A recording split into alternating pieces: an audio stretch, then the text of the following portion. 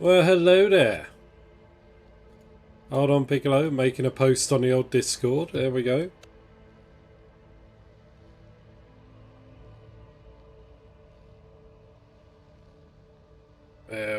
There we are. Welcome on in. Hello, Katori. How am I? I am, it's been another wonderful day in the workplace. Making our money.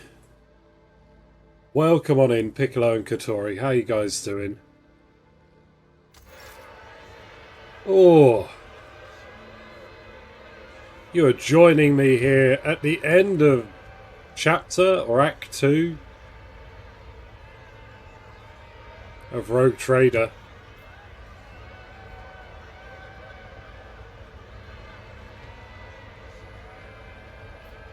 I think it's going to be great. We're going to see what lies beyond. Identifying Rogue Trader, greetings from Crimson Priesthood, may the Omnissiah.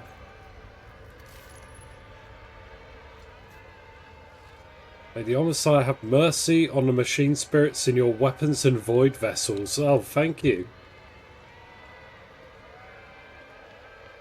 So yeah, we're going to be introduced to the rest of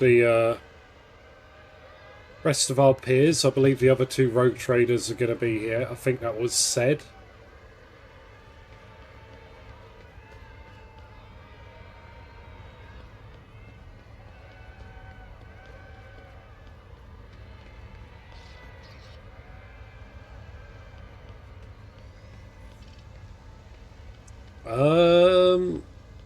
Is tentacle monster... Oh, tentacle robot Piccolo, is that like a euphemism for something? You say it, but, that's the original Rogue Trader. You say it, and then I'm like, I don't know, should I read something into that?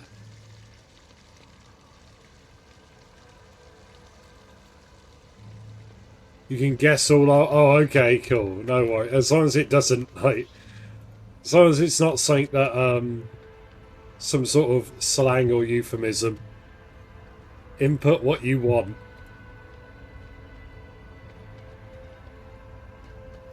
Alright, here we go.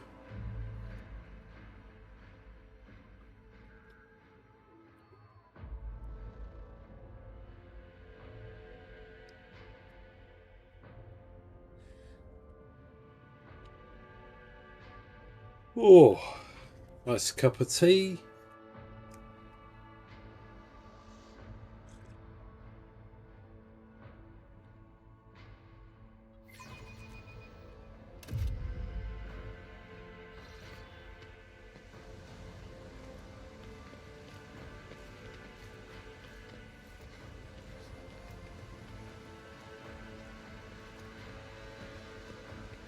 And journal.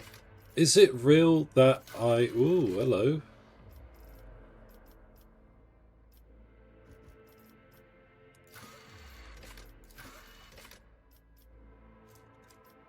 Is that worth getting? No. Hello, lol. Yeah, uranium.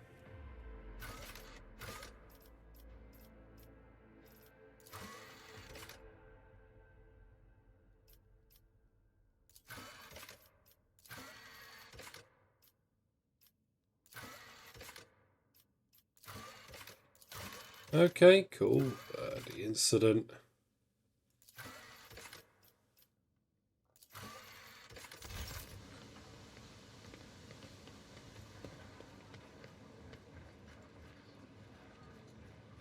Let's have a look-see then. The Master of Ceremonies is there.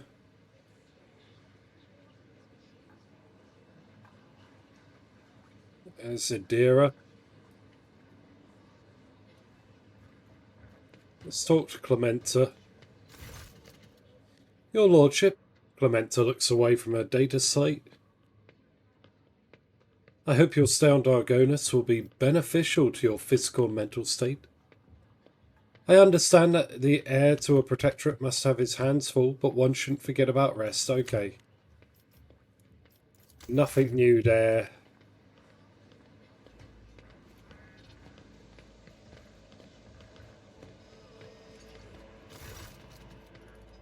The servant in fine clothes offers you a deep bow. Your lordship, it is a great honour to serve you in the undertaking as monumental and glorious as the Magna Accessio ceremony.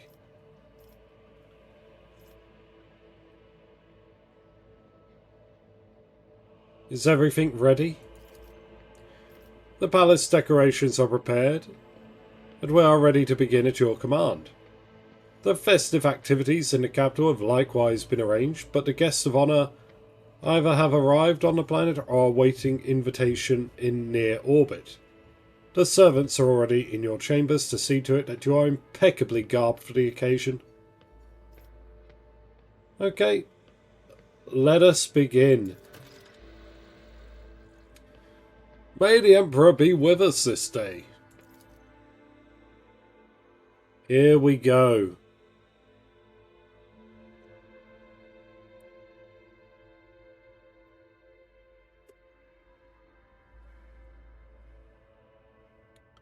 We have tidied it all up. We've got everything we want.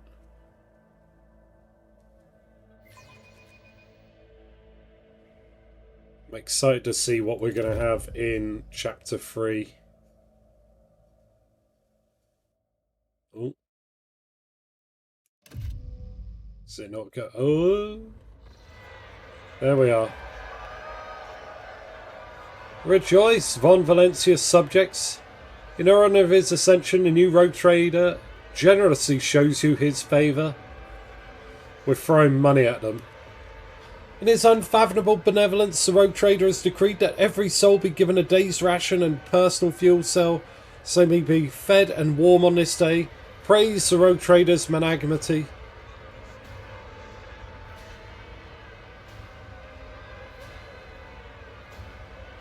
Wow, look at those pennies.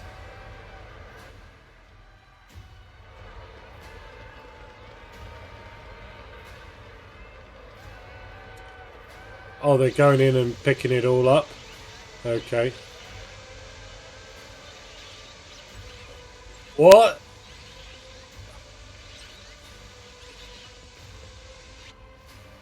Their joy and anger looks the same. Yeah. I thought I was being bum rushed. I thought I was going to get looted. Well, come on in, Morgrim.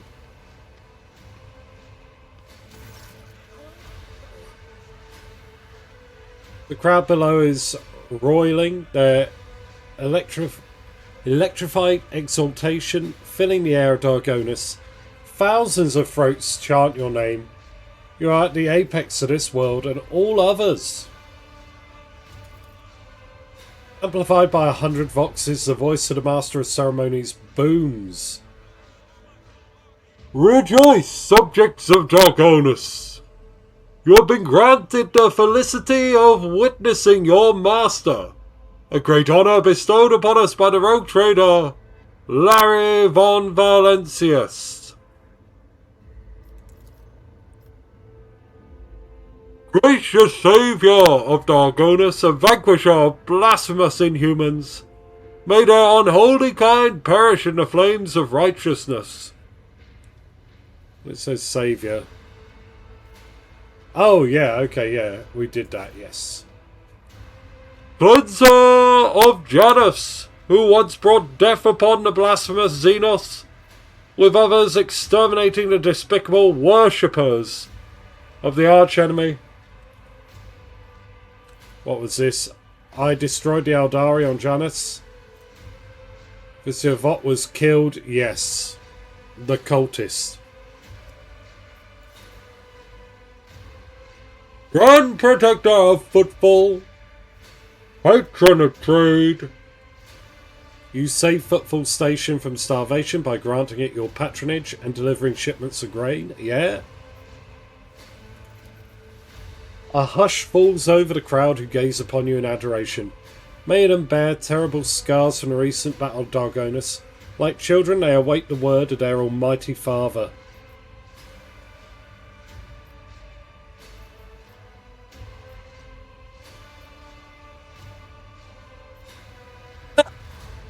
The bottom option.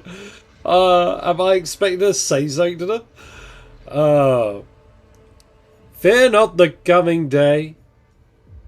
Henceforth you are all my charges.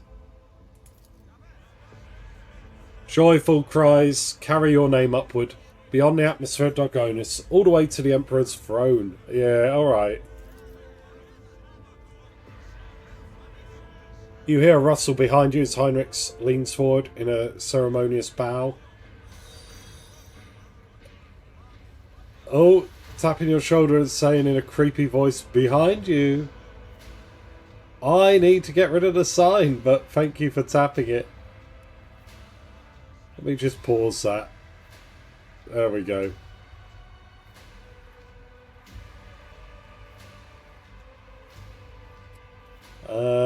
In that moment, the eyes of your many subjects flare with fascination. This single, unassuming gesture of an unassuming servant of the Inquisition serves them as the ultimate proof that the hand of the Emperor is truly at work in this dark sector. Adequate. Dargonus is not disappointed. Abelard forces a smile of satisfaction on his face and whispers to you, "You remember the next part, yes, your lordship? Will be asked to take the oath." Very good. The Master of Ceremony bows to you with great reverence. "Let the oath of the Von Valentius dynasty be taken. Please repeat after me, your lordship. I, Larry, rogue trader by grace of the Emperor, bowed to be paragon of humanity."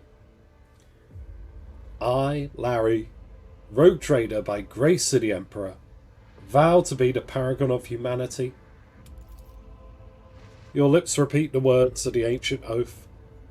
Unbroken by adversity, to walk bravely first into the darkness, to unite and reclaim what was lost, to triumph over nightmares untold, to hold boldly the reins of fate, and walk steadily the road of thorns, through pain to greatness.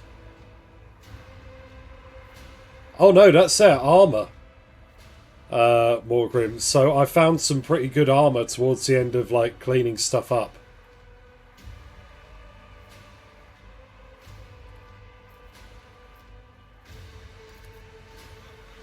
You hear a rumble. It is the roar of the sea of your subjects. With jubilation and devout fear, they welcome your ascension. It is done.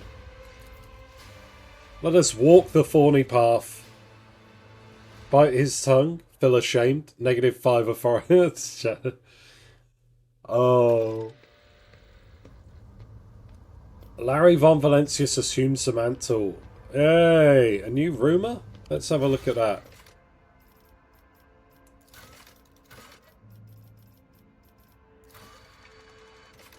Magnaeus Sessio ceremony has taken place on Dargonus. The name Larry von Valentius is spreading across the Cronus expanse in a resounding echo. Cool beans. Alright, where are we here?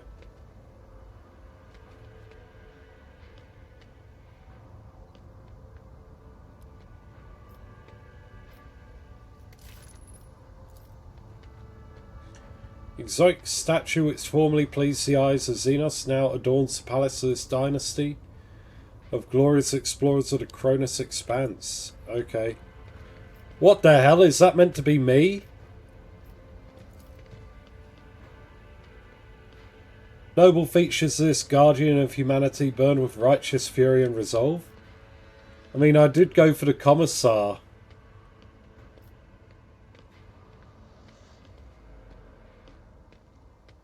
Literally me, for real, for real.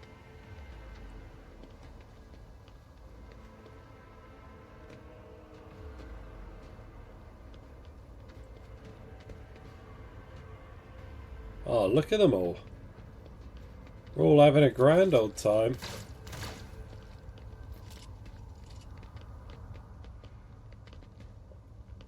Oh, these are some guys we've caught in our fights. So they're Cabalite warriors, so that's a Drukhari. Condemned, I don't know what they are. They got a bit, look at it like a bit of green with the shadow. This Chad went alone against thousands of Xenos tanks with only weapons and won. Yeah. It is a nice statue as well. Mutant Gunner. I believe the Mutant Gunner maybe come from Janos. I don't know where the Condemned came from.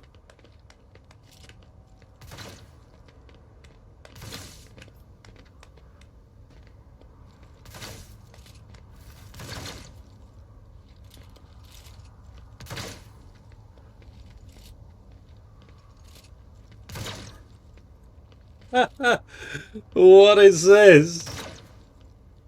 I like our... Oh, yes, thank you. Yes, applaud me. Yes. Truly. I am the best of the best.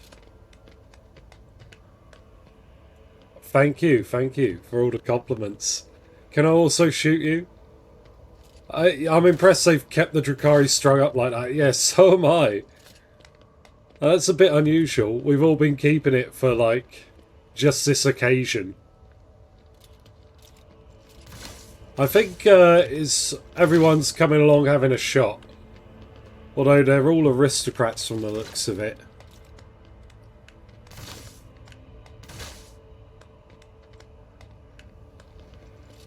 What's going on up here?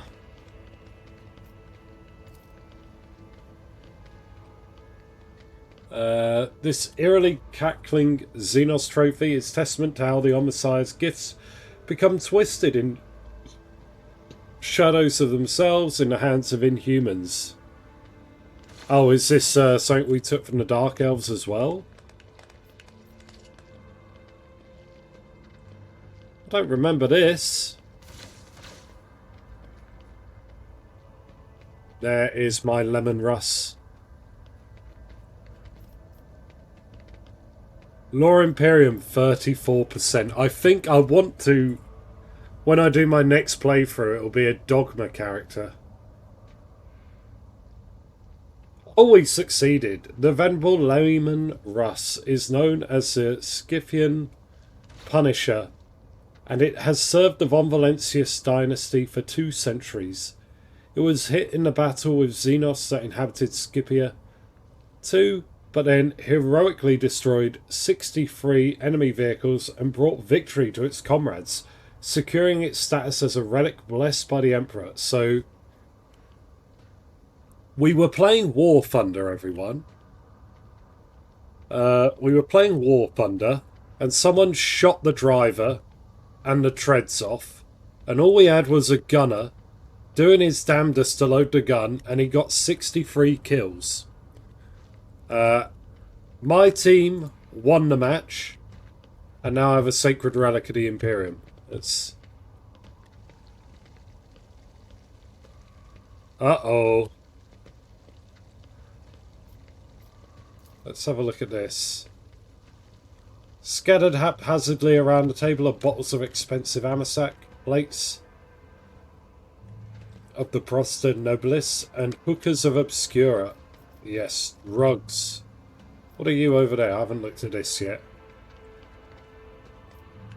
Inscribed upon the snow-white parchment are the prayers for the brave soldiers of House Von Valentius who carried the Rogue Trader's will and that of the Emperor across the Cronus expanse. What paper? Oh, the paper hanging on the front of the post. Okay.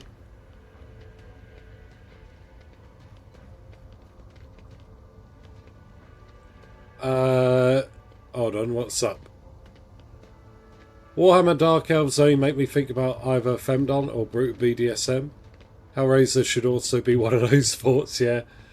Does such thing I wrote usually aren't timed out? I don't know. It's like the auto mod will time things out or not. Let's go. What have we got up on this bit? Magnificent altar to the God Emperor is wreathed in fumes of precious incense. Is this my boy? Oh no, it's a different one. And a mutant. Uh-oh.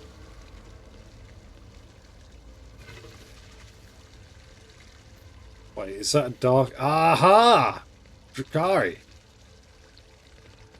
The Drakari captive is angrily muttering curses directly at the detestable Monkey, promising horrible torture to everyone present. I can't wait to... Whoa! Quiet. Quiet, I'm trying to read. Alpha Lanarax. Odd Xenos beasts are growling ferociously, adding flair of thrill. Thrilling danger to the mood of the palace. Okay. Loving the big wig there, love. What have we got here? A mutant. Why have we just got this mutant here? Please let me go, I'm not a Xenos. I'm a person. I just look different because I was born this way. Oh.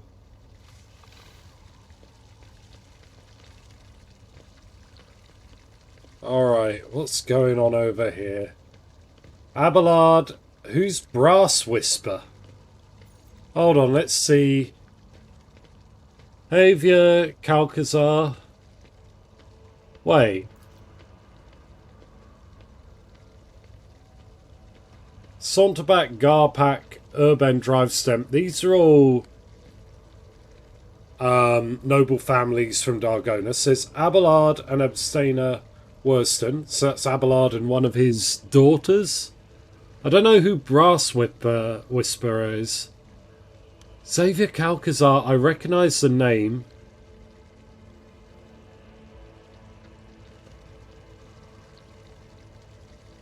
Dear mutant, sitting quietly in a cage is nicer than all the other things that Imperium would do. Ooh! Ooh! Thank you, Morgrim. I'll have a look at that. Yeah, he is a tech priest, but I don't recognise the name. So if he has been, like, introduced to me, he looks pretty unique as well. Like, does he have, like, a fake face sort of thing going on? He looks like he's wearing one of those kabuki masks or something.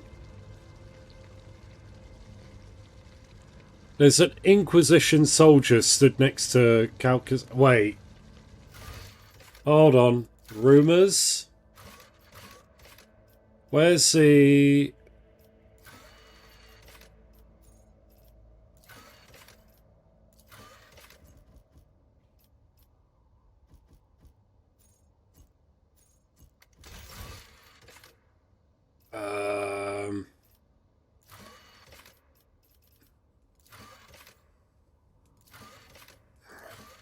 Okay, cool.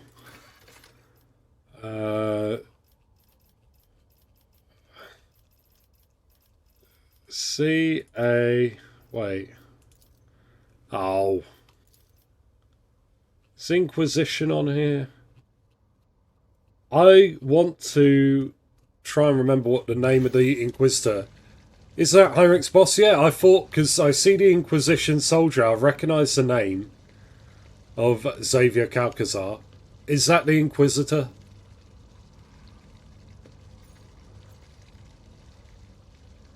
Can't decide if... Wait, hold on. What are you saying there, Piccolo? Hold on, sorry. You're a mod. I think we get special powers. Yes! That is correct. I think mods don't get... whatever. So don't... don't start swearing things. Yeah, I think that's going to be the Inquisitor, and I assume Brass Whisper, the reason I don't recognise them is because they're probably part of Xavier's entourage. Saunterback, Garpak and Drivestem are a pain in the ass. Let's go see what they're saying. Whoa, hold on. Governor Urban Drivestem stands surrounded by highborn guests, like a planet orbited by many moons. All of his charm is directed at a man in repleasant power armour adorned by sigils of the Inquisition. But as soon as you approach, Drivestem is the first to give you an elegant bow, getting ahead of the rest in an expression of loyalty. This is a great day, your lordship.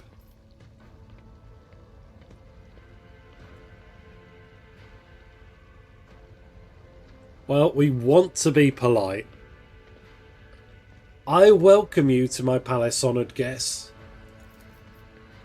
You're buffeted by a salvo of congratulations and compliments Oh, because I'm iconoclast, I can do this. Okay. Study the faces of the nobles in attendance. Drivestem is obviously still leader of the Dragonus aristocracy, but judging by the courtesy he's showing young Saunterback, he clearly wants to strengthen his relationship with that house. The senior Saunterback and Garpeck are whispering in another corner. Saunterback, whose family seems to be giving you the cold shoulder, must be trying to sway Garpeck to his side. Politics. Yummy. Which could be quite advantageous to Lady Garprak. After all, the disaster on Kiva Gamma has left her family in an extremely vulnerable position. The Wirrasons stand apart, their exclusion from the rest palpable. My crippling depression, oh no. Oh, Piccolo. I'm sorry to hear that. Do not praise the knife. Praise the seventh for that.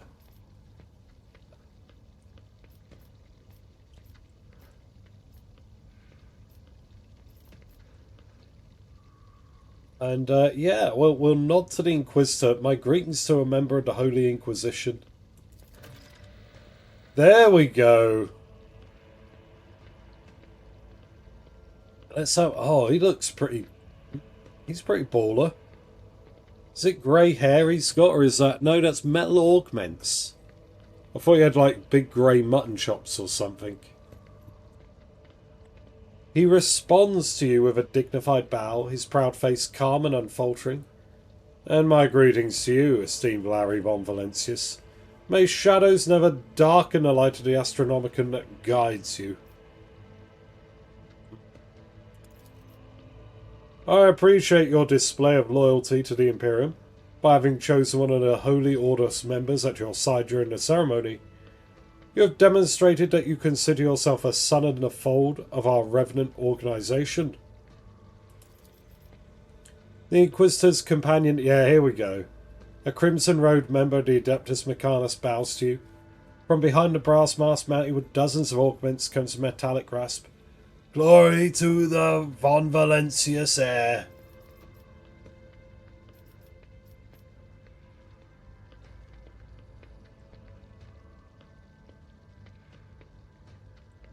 Study the Inquisitor and his companion. Let's have a look.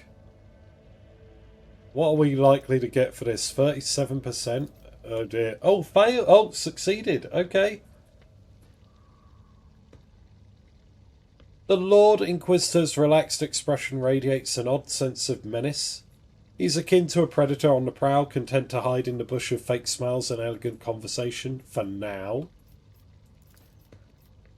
Among the many augmentation, what stands out is a horribly melted, deformed cogitator connected to the tech priest's head. How it is working is baffling. What is twice as baffling is the tech priest hasn't replaced it yet. What unpredictable influence can this ruined implant have on his mind? Well, it's important to say something to people and not keep it to yourself. My friend's stepfather, such a bright person, nothing suspicious, ended by, oh yeah. I told my friend already about it, and if things got worse, I think about professional help. Yeah, you should talk it out. You should engage with that stuff. I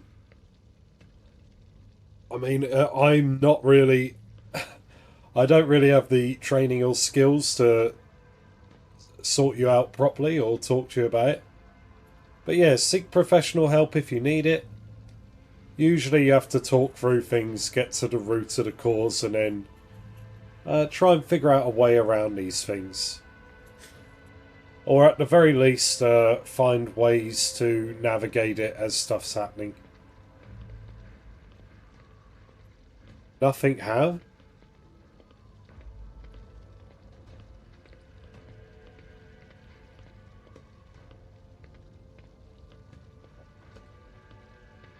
But yeah, Piccolo, no worries.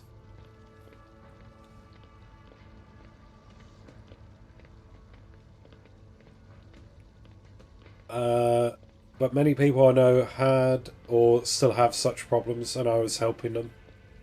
Yeah. I mean, it's complicated. You never know if there's going to be a resolution or not.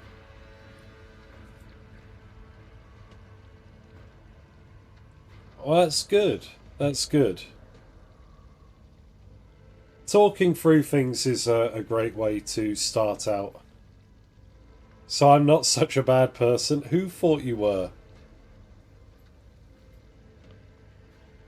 Except for the tentacle robot you got tied up in your basement.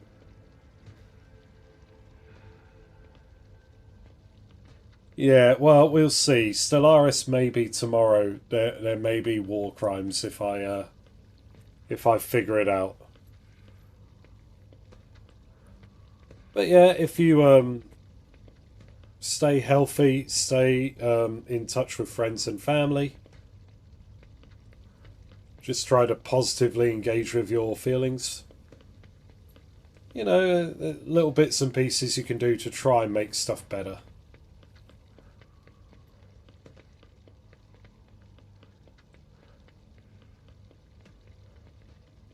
I'm currently in the Middle East. What?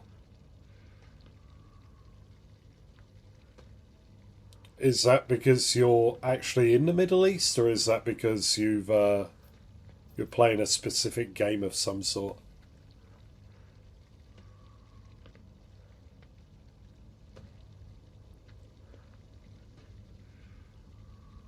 Oh dear, what is this man's wonky implant? Let's have a look.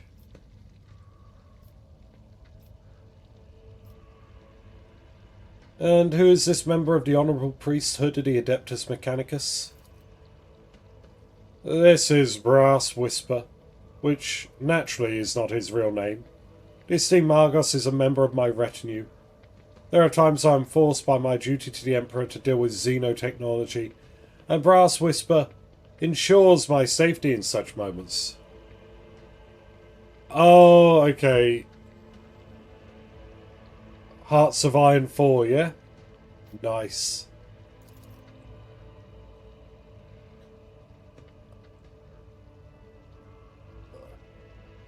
Works have been desecrated by the Xenos are dangerous. They warrant. His whispering cuts off, replaced by heavy, ragged breathing. It seems that the tech priest's quiet voice is not an extravagant quirk, but rather a consequence of some injury. After catching his breath, Brass Whisper continues. Warrant due caution.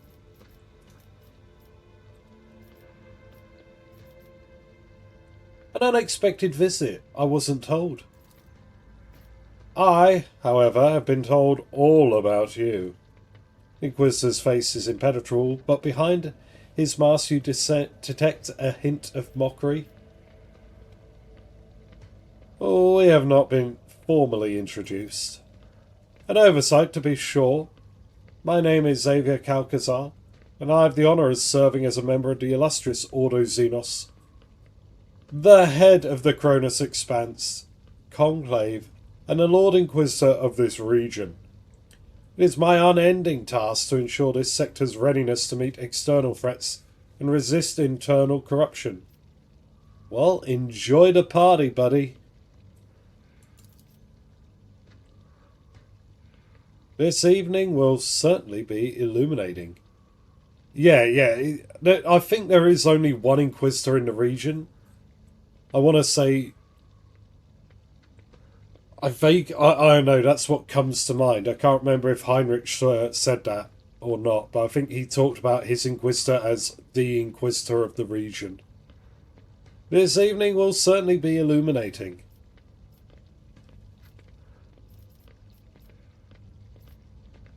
What were you discussing just now?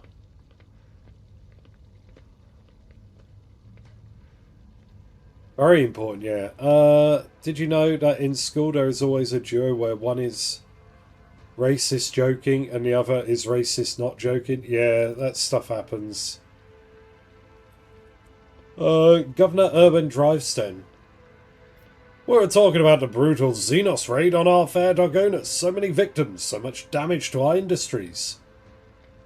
The Inquisitor bit is probably because he is the Lord Inquisitor. He's the boss of all assets in the region. Oh, the other Inquisitors are... Okay. Right, gotcha. I may be misremembering it, but I was left with the impression that there was like one and only one.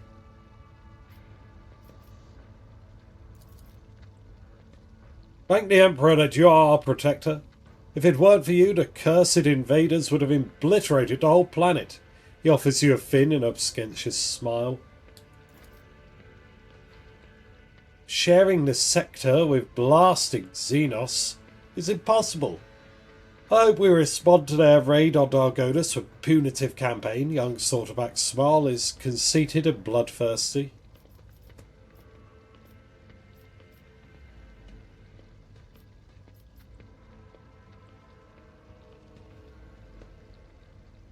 I see you hate Xenos with all your heart. I do. This pestilence against the Emperor must be exterminated. He talks ardently and smoothly, like a commissar.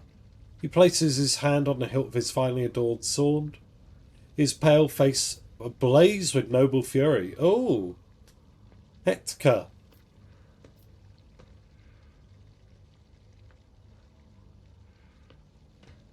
But it's not. I did once meet a Lord Inquisitor in a game, but it was not Warhammer 40k you expect. Oh.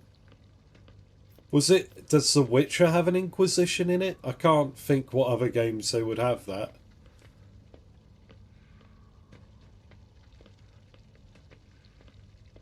Hector Sorterback. Sawyerback. There we go. Hector Sawyerback. By having a member of the Inquisition by your side at the ceremony, your lordship has shown your intent to closely abide the Imperium's credo, to root out the Xenos scourge, and how Sawyerback will offer every support to you in this righteous undertaking. Ooh. Or they must be forced into servitude. Many Xenos are more useful alive and obedient than dead. The young man in Garpak colours speaks with sagacity and gravity, but his opinions seem to carry little weight in this circle.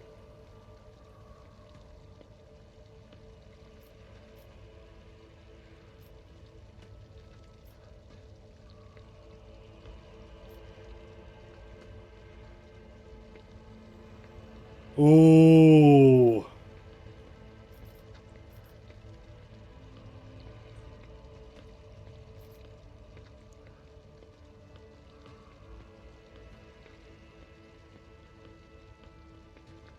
Well said, Sawyerback. Since you already promised it, I will accept your support.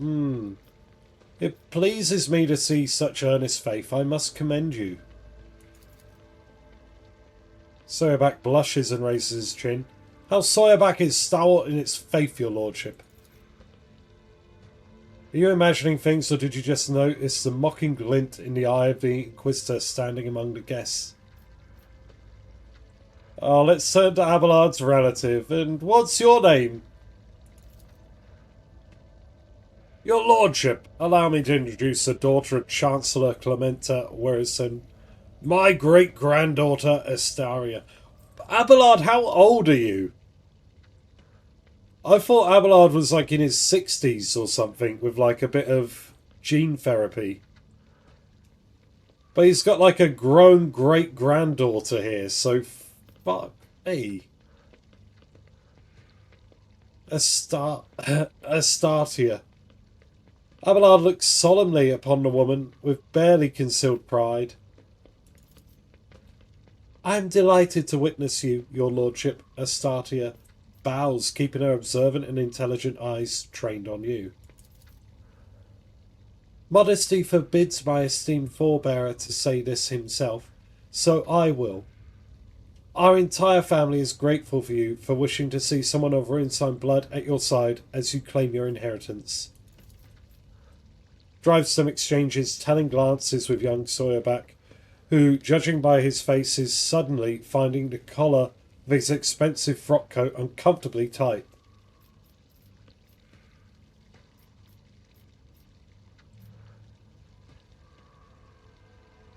I hope the Warrenson family gives Abelard the credit he deserves. Absolutely, your lordship. We greatly respect him for his wisdom, and he repays us with attention and kindness, she says warmly. I am obliged, dear Astaria. Looks like Abelard is somewhat embarrassed by the turn this conversation has taken. Good. Get flummoxed, Abelard.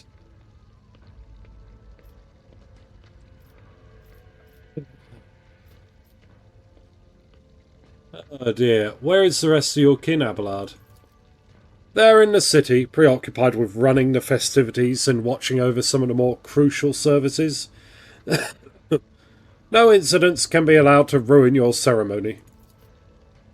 Astartia frowns and adds peevishly, I asked the esteemed Abelard to put me in some important task too, but he bid me to attend a reception where I can do nothing to serve your lordship.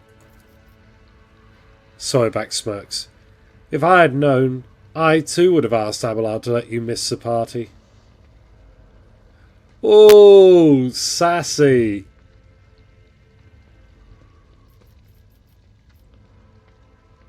Okay.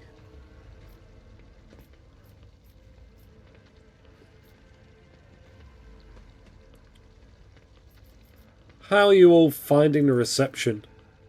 It is difficult to put into words, your lordship.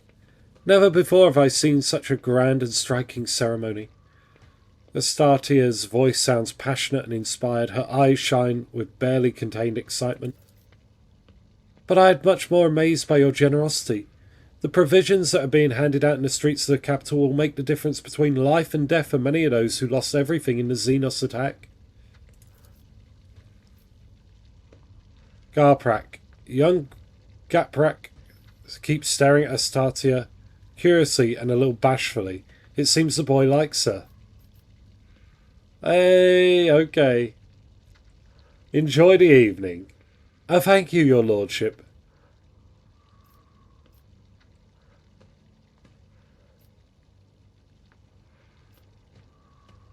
I'll leave them to it. There we go. That's great. Alright, so then.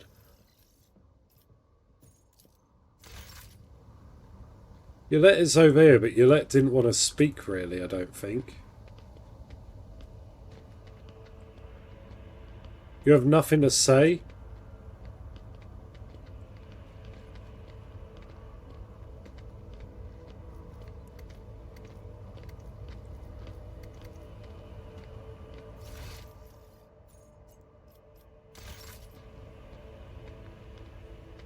Right, I think I've explored everything. Okay, another element for ooh.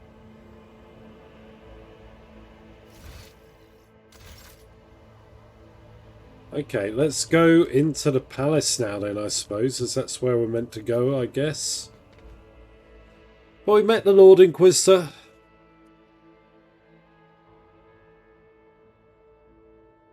We've discovered that Abelard is actually 120 years old or something. As a grown-ass frickin' great-granddaughter.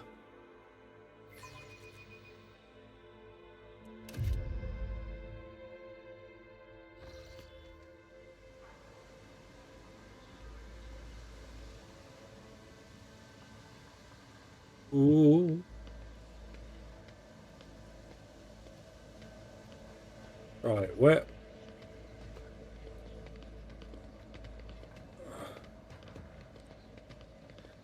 Bunch of aristocrats having an argument.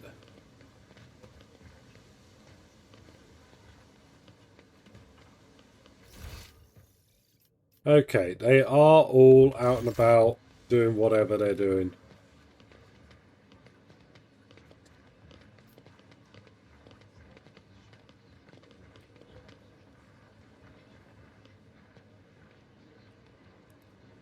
Oh god, okay, there's even more people here. Let's see what Jay is up to.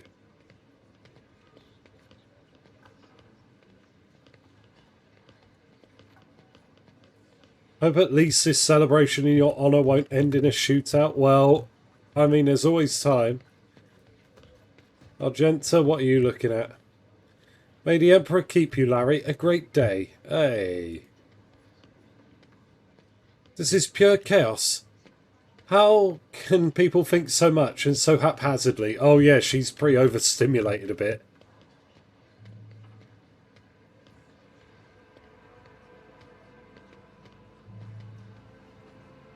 Let's go. A group of aristocrats stand apart from the governor's circle. Their whispering carries a tinge of displeasure. The clear leader of the gathering is a gaunt, bilious-faced man dressed in Sawyerback colours. That must be Marchurius himself, head of the house. He offers you a ceremonious bow. You never know at what age they're reproducing. You know, the age limits can be based on medieval standard. I don't know about that. I mean, I guess on like some of the less civilized worlds. But yeah. I'd be willing to assume that Abelard and his heirs all had kids like starting in their 20s at some point maybe. So Abelard is at least in his 80s, 90s, I'd imagine.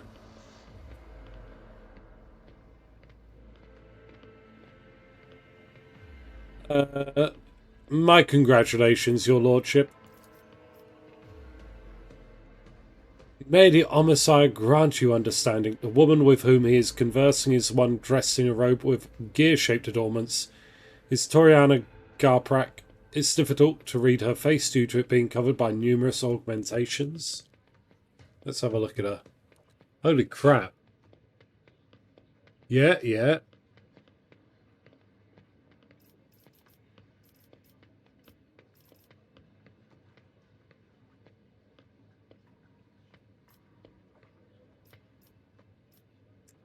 Observe the guest.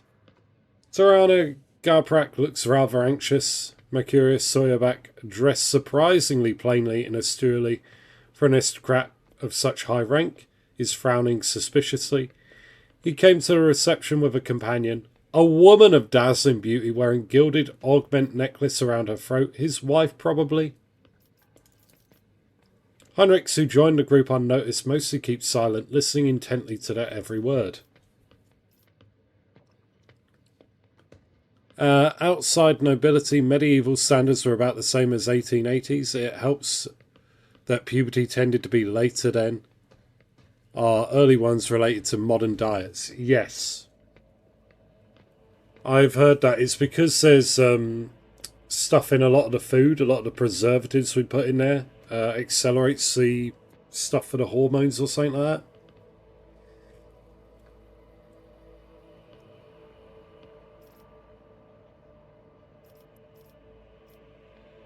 How are you these days, Toriana? Like a forging hammer, Toriana's voice falls heavily on the ear. The corruption at Kiava Gamma was a great blow to my family. The contemptible cubist Delphin betrayed our trust, desecrated the forged cathedrals, and took my esteemed cousin's life. On behalf of my family, I humbly beg you to forgive our negligence. I'm ready to accept any punishment. Let's look closely at her. There was something lurking beneath Toriana's repentant expression. A grudge. It would seem that she was perfectly offended by the nightmare into which Cubist Delphin plunged her domain, and she feels betrayed.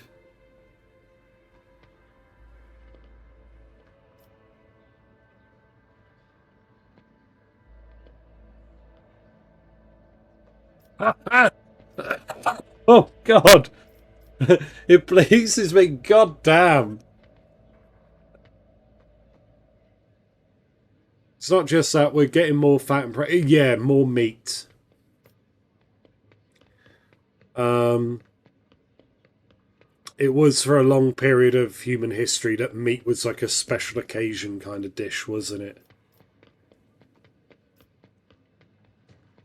Okay, I love the third option. It pleases me to see that our perspectives align. I too think that you are to blame for everything. But tell me more about your family first. We Garprax originate from the Calixis sector, from a cluster of planets known as the Leif Worlds. Calaxis rings a bell? Is the Galactus sector like where the Ultramarines are from or something? I'm not sure. We work faithfully for the good of our masters there, the Adeptus Mechanicus, and through our service we gained a spark of the Omnicized knowledge. Then fate tied us through bonds of fealty to the venerable von Valentius dynasty. We found ourselves in the Cronus Expanse. Generation after generation we fulfilled our duty faultlessly until Kiava Gamma destroyed and disgraced our name. Do your part to heal the wounds inflicted on Kiava Gamma, and your house will be forgiven. Oh! Calaxis sector is the next door region. You can only access the... Yeah, okay, cool. Thank you, Morgrim. Why do I mean, it must have been talked about. Maybe, it's where we're coming from in the, like, opening act, Act 0 or whatever. The Expanse might be considered part of the Calexis, or it will be once it's sufficiently tamed and brought under control. Well, we're going to be at the top of the heap, hopefully. Toriana raises her mechanical eyes to the ceiling. I swear on the Omnissiah's all-encompassing insight, we will make every effort to justify the cost of its resurrection. Mercurius scoffs. It was only a year ago that none could doubt Garprek's usefulness. Yet here you are, Toriana, on your knees, justifying the cost. Macarius, I'm surprised you deigned to make an appearance here this evening. Mercurius' face twists into an unpleasant smile, which makes the artificial skin on the left side all the more prominent. I am a servant of the von Valentius dynasty. Had I not come, I would have committed an act of unacceptable insolence and damaged my family's honour. Mercurius' wife offers you a charming smile as if apologising for her husband's vitriolic tone. Her large dark eyes are brimming with curiosity.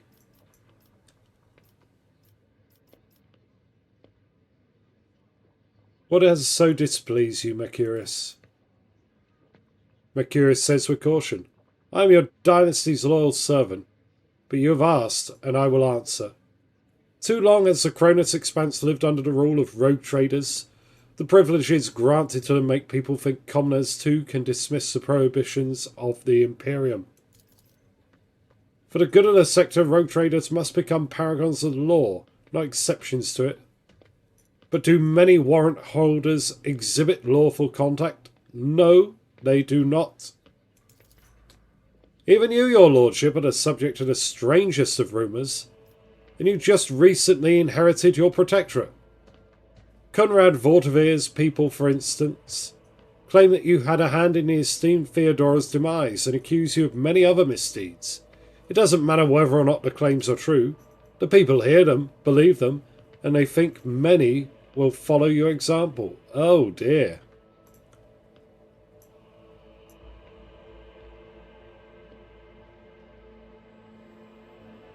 Possibly, but I know because I used to play Rogue Trader and Dark Heresy. I played Dark Heresy back in the day.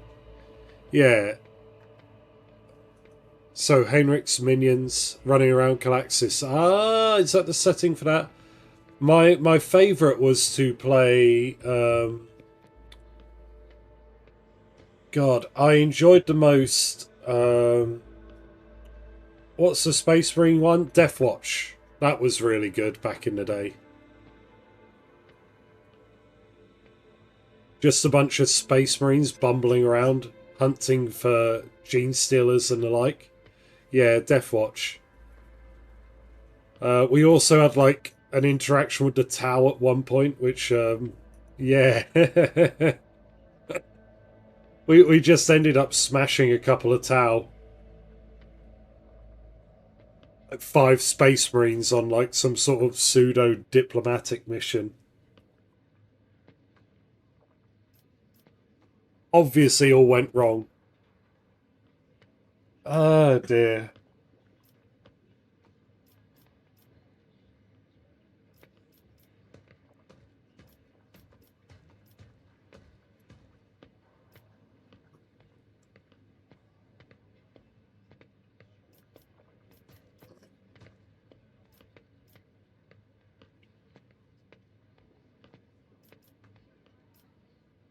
Rogue traders are not renegades vested with authority.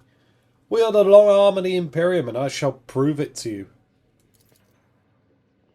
Mercurius Sawyerback. I wouldn't dare accuse you of anything, your lordship. I am simply concerned. If you happen to lay my concerns to rest, House Sawyerback will be praying for your well-being every day.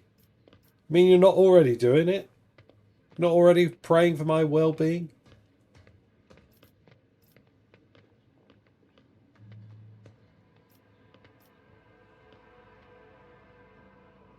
I wish to know more about House Sawyerback. Mercurius puffs out his chest and says proudly, the Sawyerback line was one of the first noble houses to arrive in the Cronus Expanse. For millennia we have served the Golden Throne and kept the faith.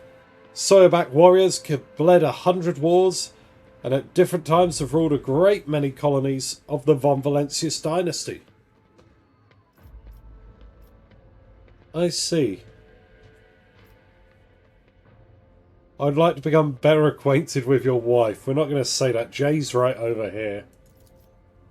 Mercurius bows his head without too much reverence. Heinrich's interesting conversation. It's been very illuminating. Given me plenty of food for thought. Heinrich's response is barely audible. For an inscrutable man, Heinrichs is being even more inscrutable than usual. It's as if he's hiding something. Something important.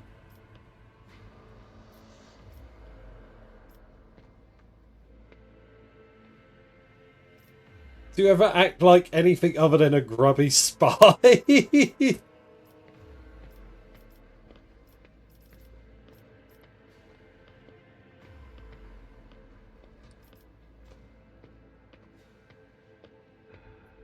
Is there anything you would like to tell me, Heinrich? Nothing urgent, Larry. Heinrich casts an impassive look at you and then immediately glances away.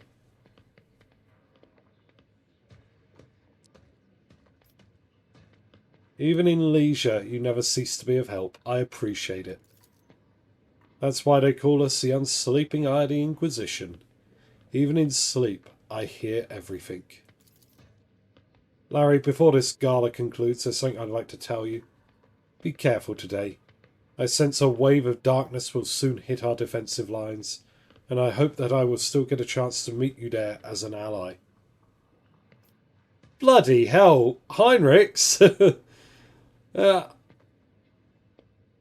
What the hell is this?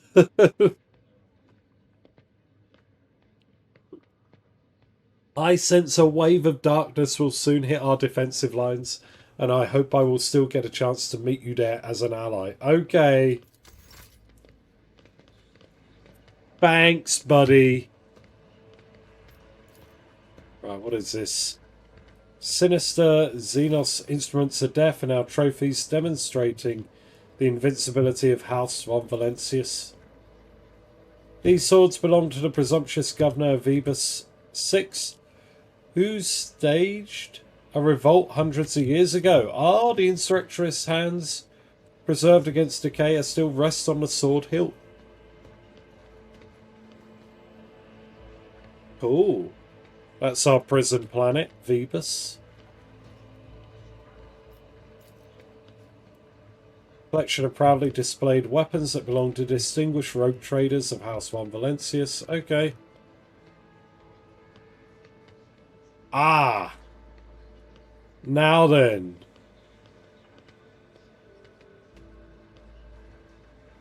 Here we go. This is the big stuff. Hieronymus is here. But Troder and Winterscale, are these the other rogue traders?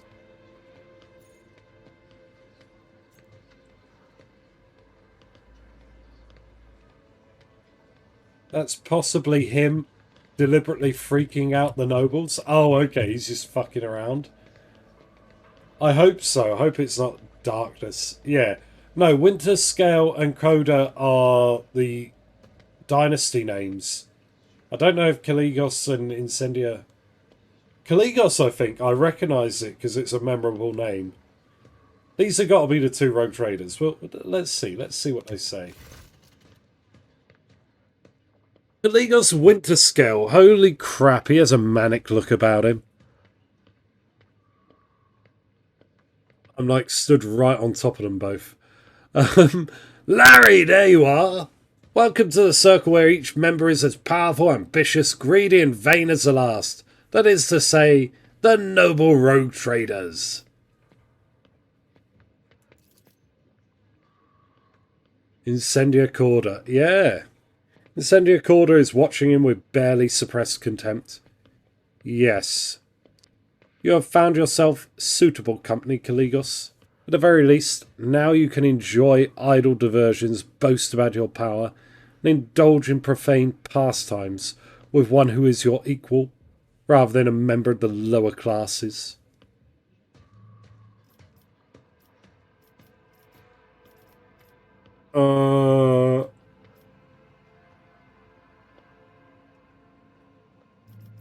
Observe the rogue traders. What are they?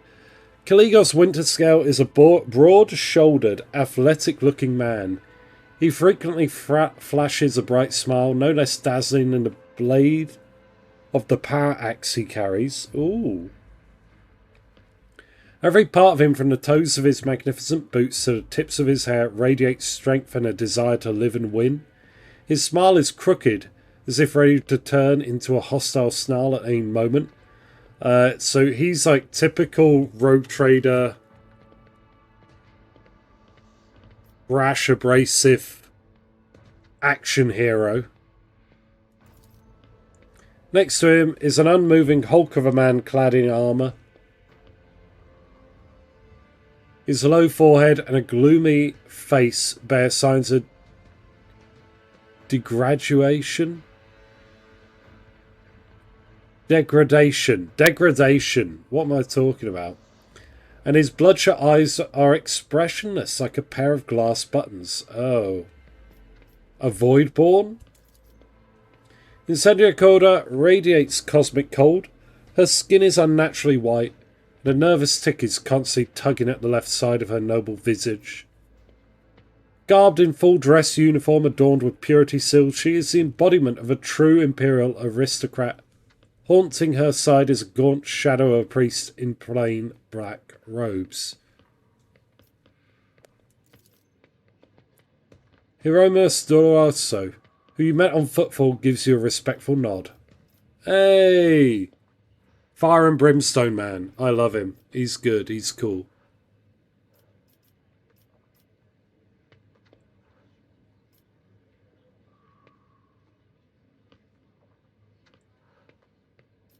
Welcome to Dargonus, friends. Friends, huh? Would you look at that, Incendia? Now you have a whole friend. Winterscale gives you a carefree wink, but his posture exudes a challenge. Coda says hauntily, I will think twice before calling an individual of questionable purity my friend.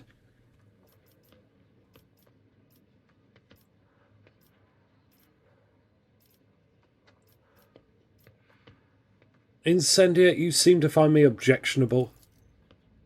Did you expect any different? I watched for years as outlaws thrived in football, and then, at long last, I had a chance to put an end to it, to seize that thug Vladim by the throat, and to force football to atone, and put the fear of him back into the masses. But you interfered and destroyed my plan for the sake of banal profit. I didn't even profit from it, Troder. You giving me this crap? Theodora taught you only too well, it seems. She too was far less concerned with her duty to the Expanse than her own personal interests.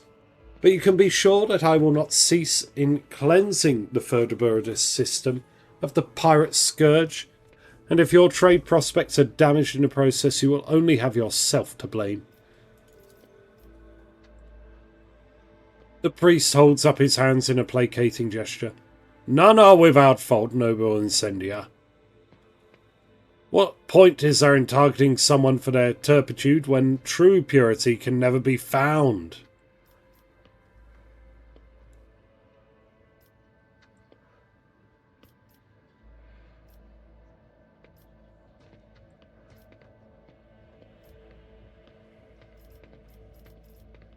You threatened to starve Footfall. I bought them salvation. So which of us serves the Emperor and which is their own unhealthy ambition?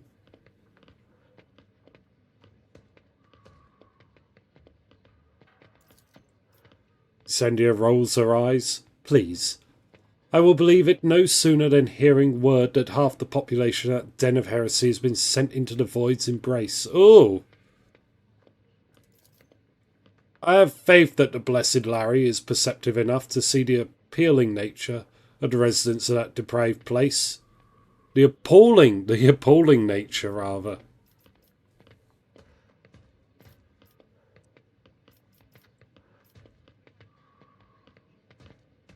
Hieronymus, your appearance here is unexpected. The esteemed Hieronymus is my confessor.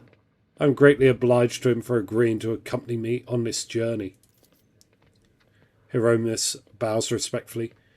May the Emperor's light guide your way across the abyss of human wickedness.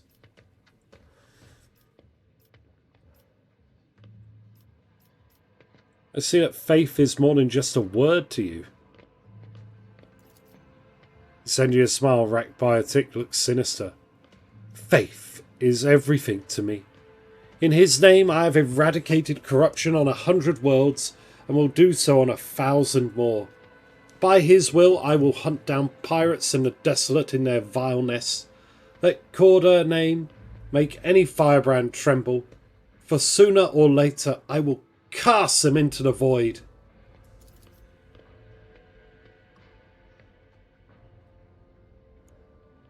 Caligos Winterscale.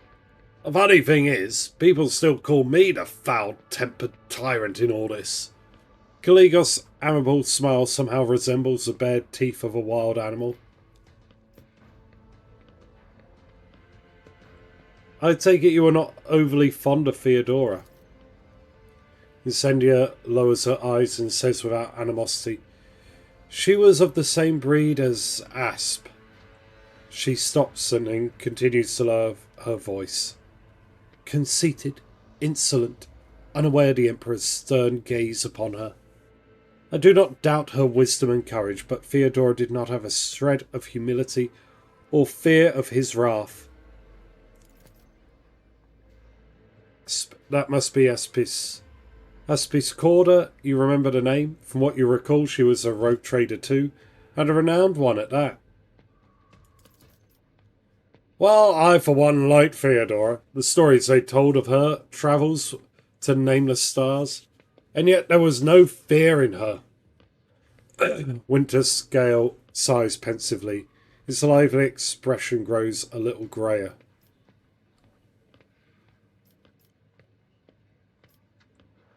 Who is Aspis Corda to you?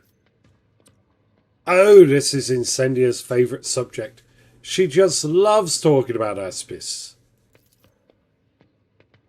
The example of the contemptible Aspis is a warning to us all, even among rogue traders. Empowered by the Emperor himself, the seed of perversion can bloom. Hey, Wolf Warrior. How you doing? God damn it, Wolf, I've failed a perception test. Incendia's face twitches with the rhythm of artillery fire. Oh dear. You're chilling? That's good to hear. That reprobate is my forebearer and my curse. Aspis Corda was a cruel, covetous, blasphemous monster. She fraternized with Xenos. She despised the faith. She robbed and slaughtered. She was drawn to dark secrets. One day she boarded her ship and vanished into the depths of the Cronus expanse. She was declared missing, but I know the bloody day will come when we see Aspis Corda's battle flagship once more.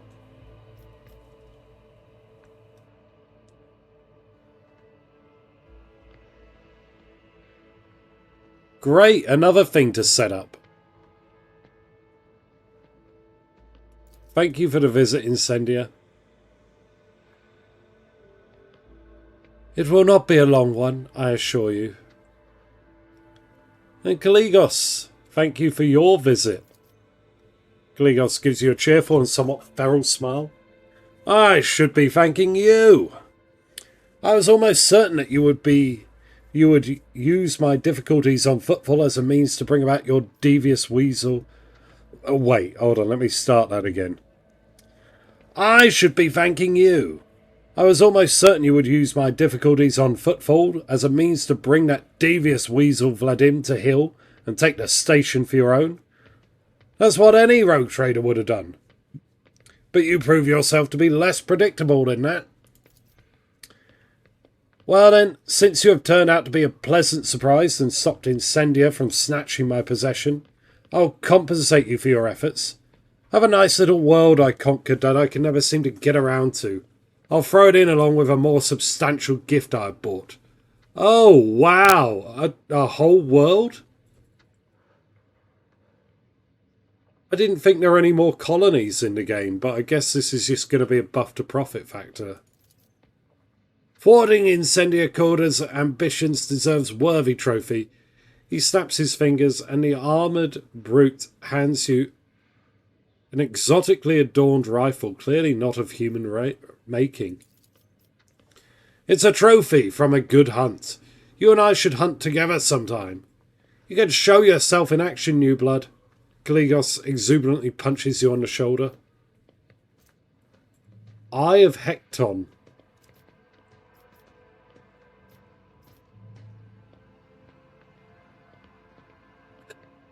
Dogmatic, destroy it right in front of him. Okay. Does your gift come with a good story? Oh yes! I claimed it in the rifts of Hecton, where we had a clash with Xenos. They were really trying to get my throat, but by the heathen stars they almost succeeded. Kaligos is speaking with such joy as though he recounting the best day of his life. Only 1 in 10 made it out of Hecton. And now it's only me and Wharton here. We returned without any loot and virtually without a ship.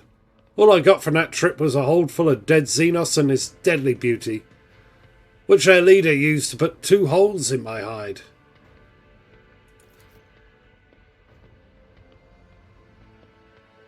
An impressive victory, but do you truly believe the creation of the ungodly Heed Xenos to be a good gift, Kaligos? You would call into question the privileges bestowed upon me by the Emperor? You could try.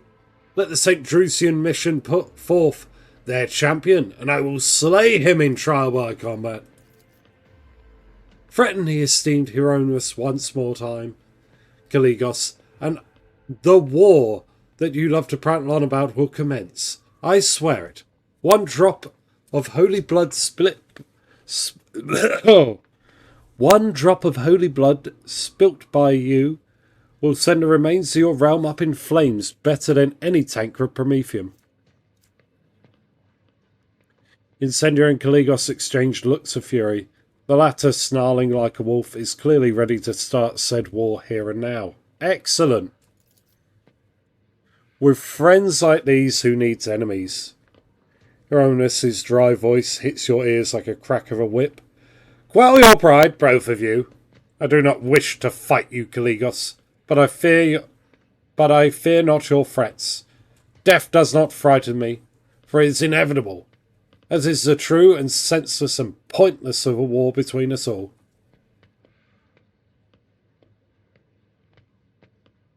It's the Marshal and the High Inquisitor, yeah.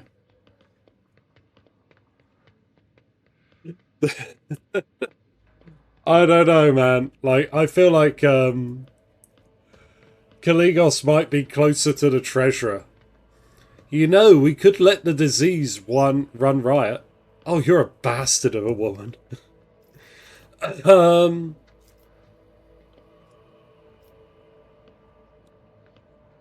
How fares your protectorate? Kaligos waves you off. Protectorate? More like a bleeding scraps of one. The warp storm tore it to shreds, but my servants will piece it back together. And if they don't, I'll chop off their heads and find myself more capable helpers. Oh. Oh, yeah, it's the Marshal. Oh, dear,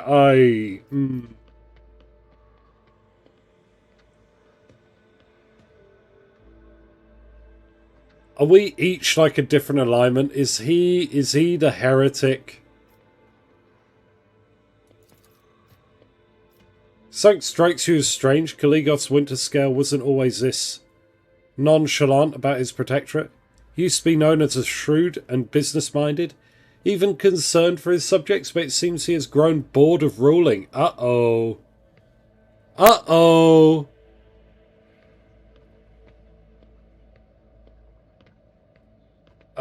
Yeah, I vaguely remember we bumped into one of his kids, I think.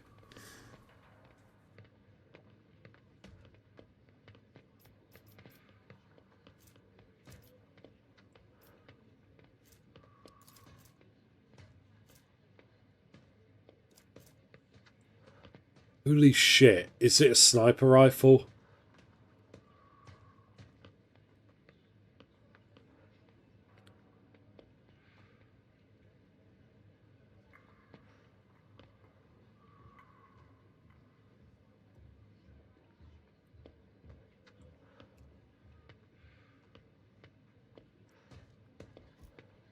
Oh, it's so good. Who is this remarkable warrior in your retinue? This is Walton the Grey, my arch-militant. A fierce warrior and as loyal to me as an obedient beast is to its master. I bought him in a miserable colony back when he was a runt on his last legs. And now he's practically part of my dynasty. Walton the Grey, whose skin really is dotted with grey spots, looks at Kaligos with pure devotion. Indeed, he is akin to an animal, one that is bloodthirsty and mindless.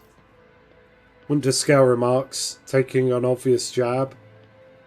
I've heard that you, Larry, are decent in a fight. What do you think? Could you gut Wharton if it came down to it? Or would he be the one gutting you?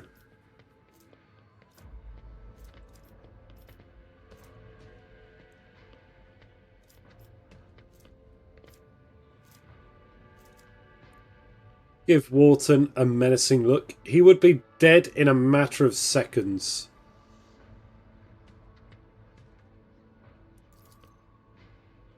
A new glint appears in the bloodshot eyes, a glint of appraisal, intelligence and cunning.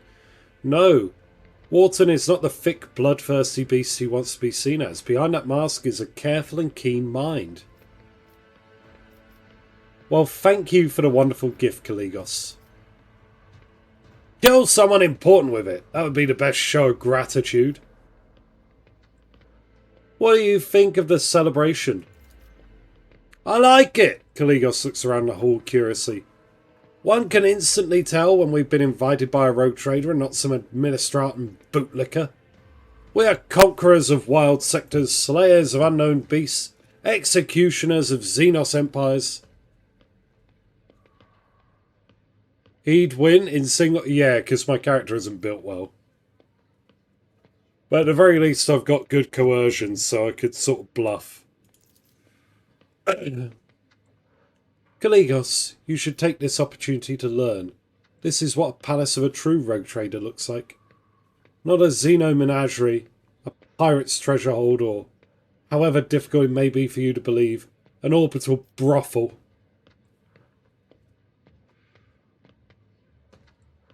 An orbital brothel.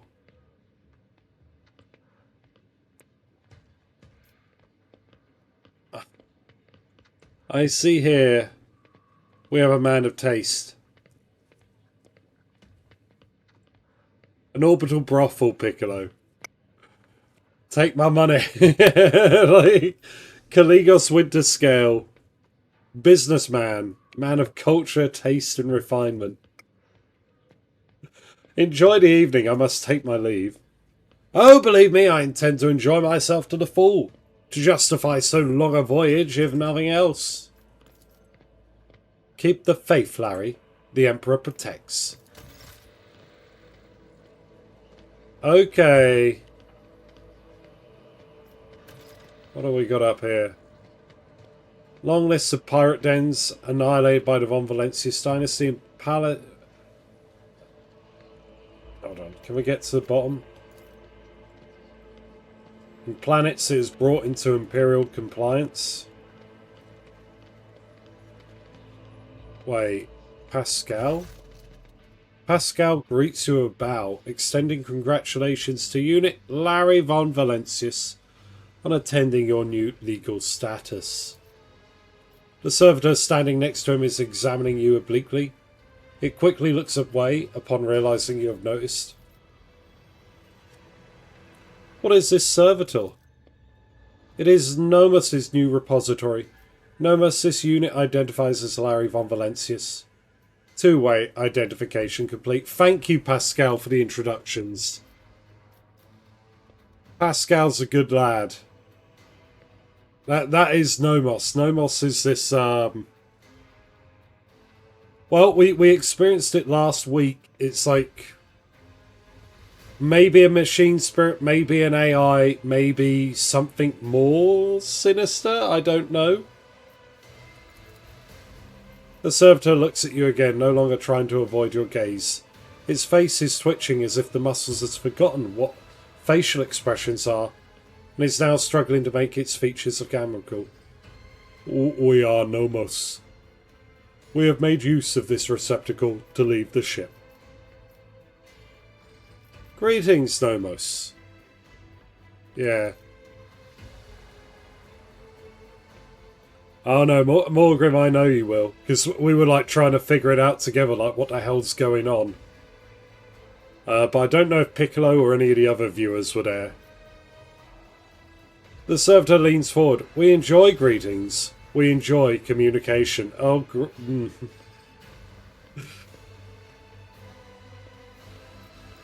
Okay, little buddy. Nomos requires communication. In knowledge, in movement. Magos Pascal compelled us not to speak with anyone other than him or you. It is disappointing, but at least we can observe. Our ship has grown its own brain, effectively.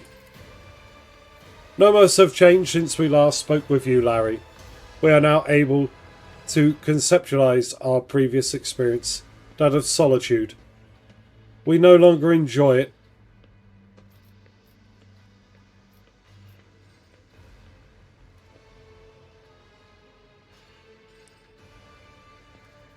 How did an entity like you move into a servitor's body? This is not the entirety of us. This receptacle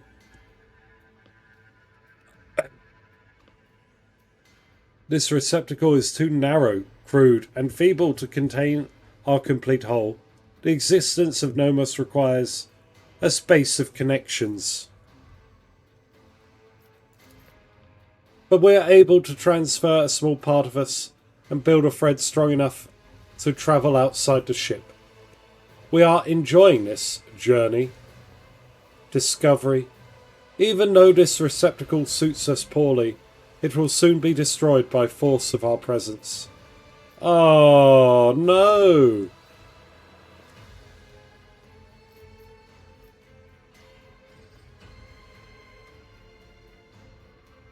Nomos, what do you think you are? Nomos are consciousness, awareness, knowledge, movement, always movement. Servitor pauses briefly. We do not know what we are. We have no past. We awakened in the depths of the ship upon answering a call. Our first clear memory is the call of your blood, Larry von Valentius. The call and plea for help near a place that is called the Warrant Chamber. Oh, that was me!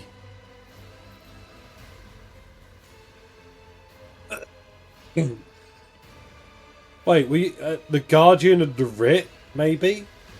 There was like a servo skull that was like guiding us around. And I called for help when we were getting attacked.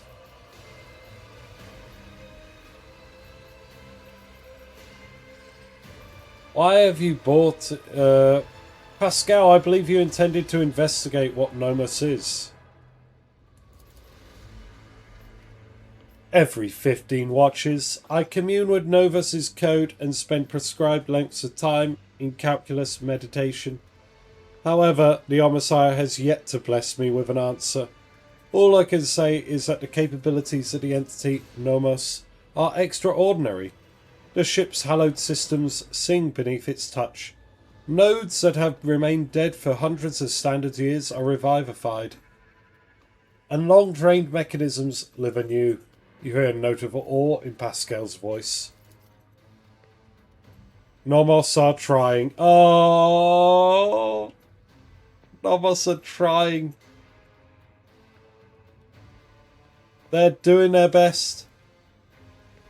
After a pause, Pascal continues. Great machines of the Imperium, one such as your ship, house a machine spirit so complex and willful that it's difficult to tell them apart from abominable intelligence.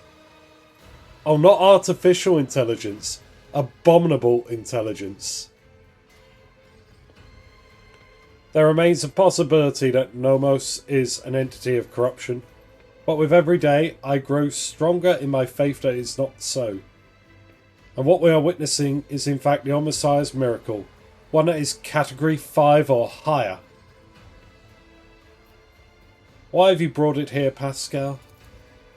Entity Nomos, ask permission for this visit. My objective was to observe the process of integration into the servitor. We wanted to see, observe, cognize, speak. The servitor makes a strange wavy gesture with its hands and looks once very human and far from anything human. We want to speak with you. Will you speak with us?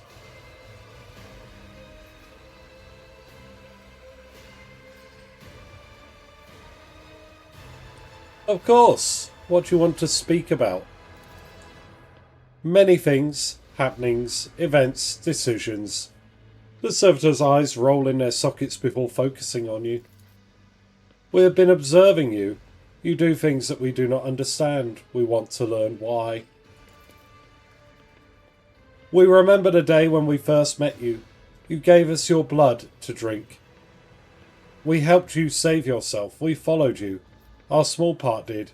Inside the servo skull. Yes, the skull of the warrant.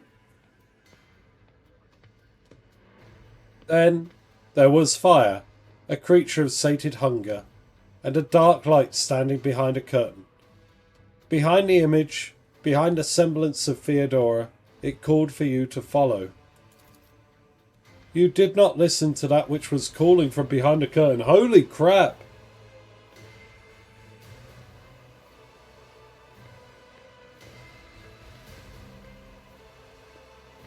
You thought only about those who followed you, and about the fire that could destroy those shells. It's calling back to decisions from, like, the beginning of the game. I guess this is what this event is. It's like a check for, like, everything we've done up to now. Is this gonna, like, change the nature of Act 3, I guess? We remember the day when the star disappeared, when the dark light and the sated hunger wanted to take the world. Raikon Minaris was his name in the ship's data. You ordered the human shells on the world be saved. Even though the dark light was coming closer and closer, It could consume both the ship and Riken Minoris. Remember another day we awakened inside the ship.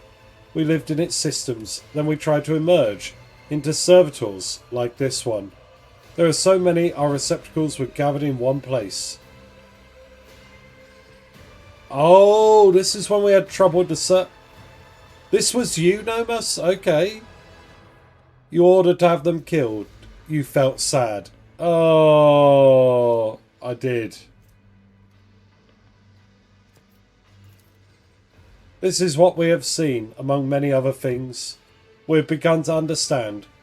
We think that we do not know everything about the humans and about you, Larry von Valentius. We've tried analysing shells and defining sets of their needs and fears, their simple functions, but now that we think there is more, there is another side that we do not see, a notion that is larger than what we can compute, something that stands above fears and needs, something that drives them. We envision this larger notion as a light, a web of light that connects humans. It may seem almost invisible, ethereal, but it grows stronger when they are threatened. This web is always on your mind. When darkness comes, you want every thread that extends from you to shine bright, so that those who follow do not lose their way. Whenever a thread breaks, it saddens you. Do Nomus understand correctly?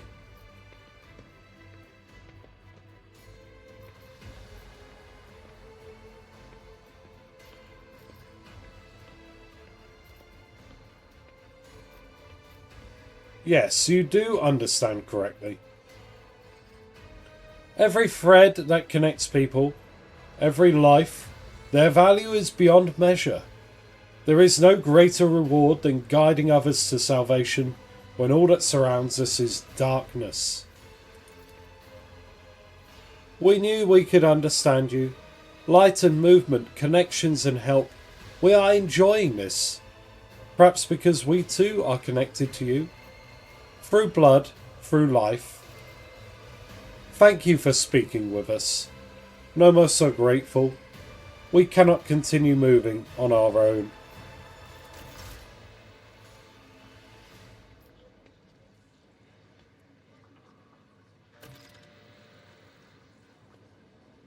God damn.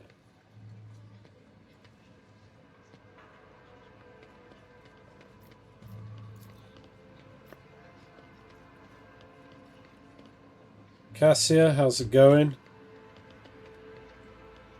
Can you make it so that the guests stop walking up to me and asking me to open my third eye? I can certainly do it, but they will regret it. Uh-oh.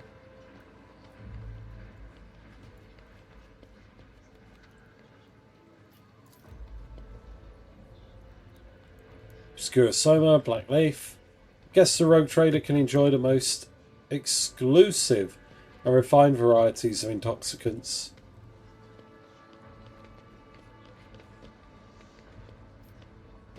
Okay, have I met everyone? Heinrichs is there, Jay. There's nothing in the back here, right?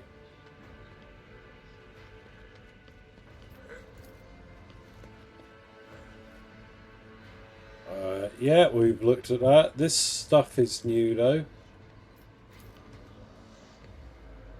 Skull of a legendary pirate, Lashim the Freak, who terrorized the Cronus Expanse 3 centuries ago. Who was claimed by a boarding attack that the esteemed... Who was claimed in a boarding attack by the esteemed Theodore von Valentius. So we didn't kill the pirate. We just claimed his skull as a trophy. Okay. Alright, Master of Ceremonies. I hope your lordship is pleased and not tired yet. If you wish to revive yourself a little, I would suggest proceeding to the courtyard. If I may be so bold, many guests have chosen to move to the fresh air and are eager to offer you their congratulations.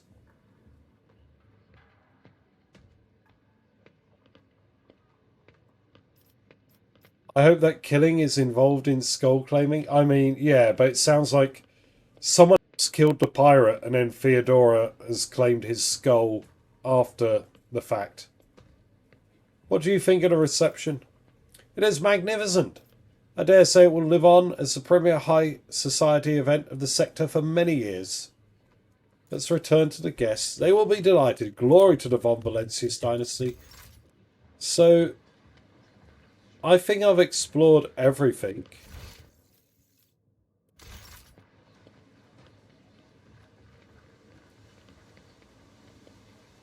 Is there anything in my office and here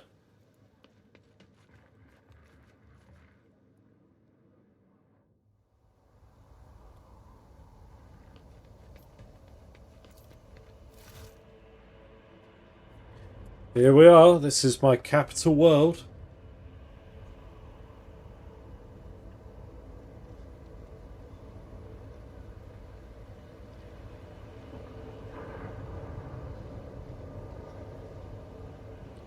Look at how beautiful it is.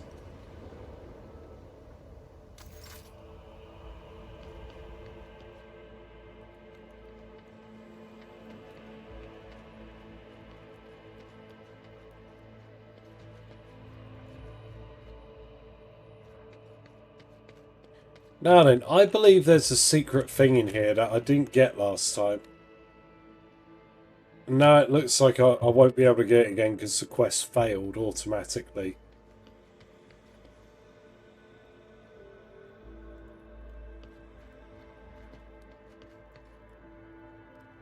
It's a bit of Eldar Wraithbone there.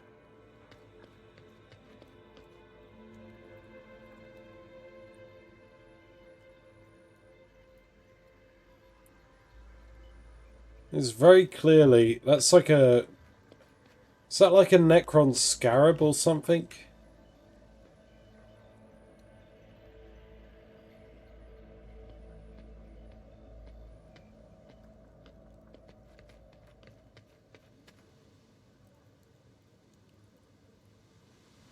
Alright. I think I have actually spoken to everyone.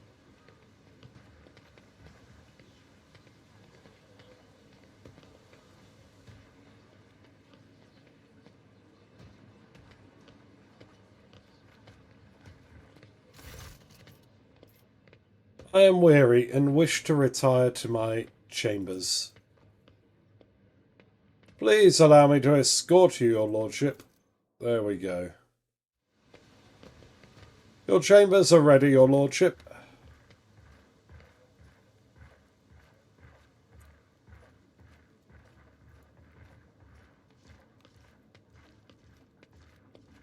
Guards, intrude. Quiet, time to sleep. Holy shit. We need to talk in private. Von Valencius. Holy shit. The same man you saw among your guests is waiting for you in your chambers with the look of someone who is supposed to be there. He casts a cold, assessing gaze over you from top to bottom. No one save Theodora ever allowed themselves the liberty of looking you in such a way. Oh my god.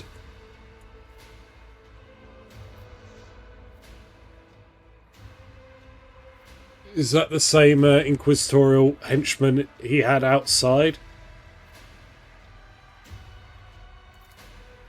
The woman behind Kalakazar, clad in black armour, glares at you, her face set in predatory readiness for immediate violence.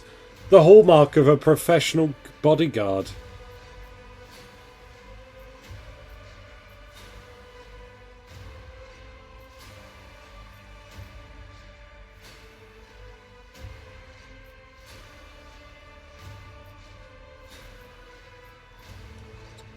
Will my servant live?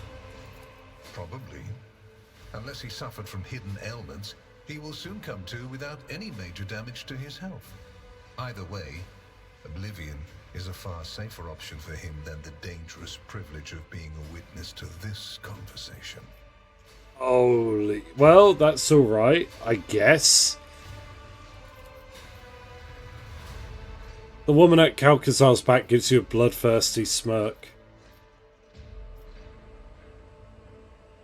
If the Inquisition wishes to talk to me, I'm glad to be at its service. A commendable openness to cooperation. It will be taken into account. The Inquisitor's sharp gaze is fixed on a point directly between your eyes. Oh god, okay. Master Van Kellogg's has spent enough time with you. He will vouch for your words. Heinrichs, help me out, buddy. What stands out from your recent accomplishments is the suppression of a rebellion on Janus, the battle against the archenemy's minions on Kiava Gamma, and, of course, the unusual interest the Drakari have shown in you. Then that is what we will discuss.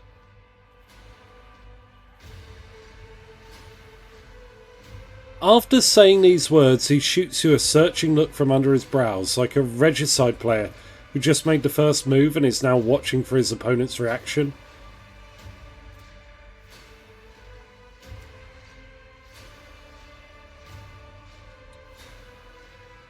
I mean, these are all the 3 main story beats. Okay, so I guess we should assume, yeah, okay.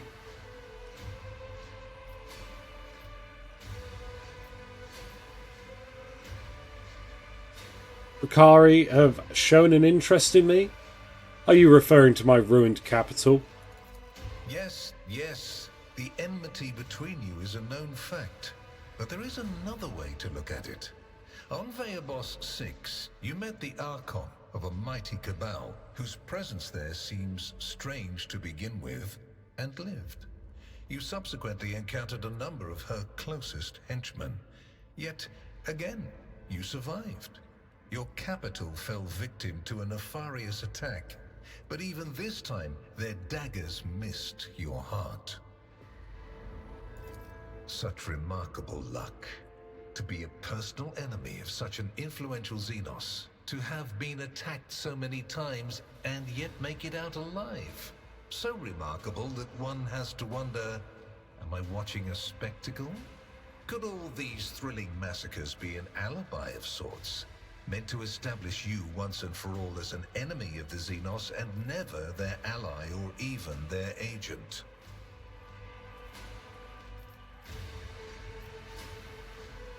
I admit no guilt, but I agree that this does seem suspicious. I mean, what's his name? Malachi? Is it Malachi? He does seem to have like this weird ass relationship with me, where he just wants to fuck with me for the sake of it. But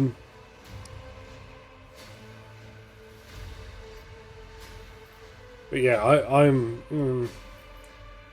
I admit no guilt, but I agree that it does seem suspicious.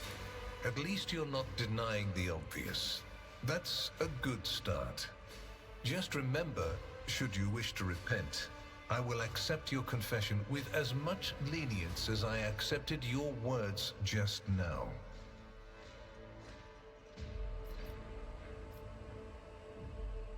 As I accepted your words, okay.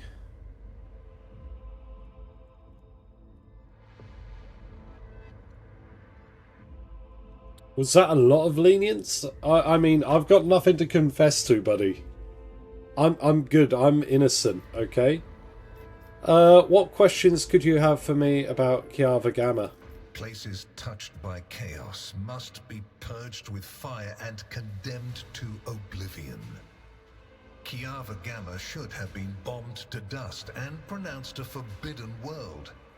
However, you decided otherwise and restored the colony's operation. And you didn't even go to the trouble of hiding the traces of the neglect committed by your dynasty. After all, it was House von Valancius that gave Cubus Delphim so much freedom that he sank into seditious heresy. What was your rationale?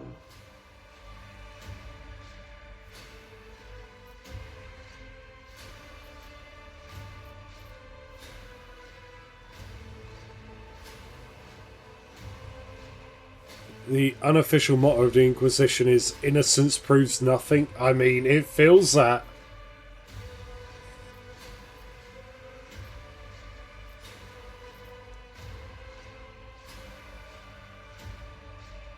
Let the priesthood to which Cubist Elfin belonged answer for his crimes. The Adeptus Mechanicus would do well to watch their members more closely. Clever. Alas, everyone guilty of negligence within the ranks of the priesthood of Mars has already been identified and punished. Right now, I am assessing the actions of your dynasty. I hope you realize that we're talking about more than the fate of some colony. I care not for a single planet, however profitable and populous. But should corruption raise its head again on Kiava Gamma and try to spread, I will burn it away. And you will be guilty of criminal negligence. Oh, damn. And the machine? You destroyed it. Why? So much invaluable data lost. In Master Van Kellogg's dispatch, he reported that he made you well aware of how important that data was, and he clearly requested that you not interfere in the investigation.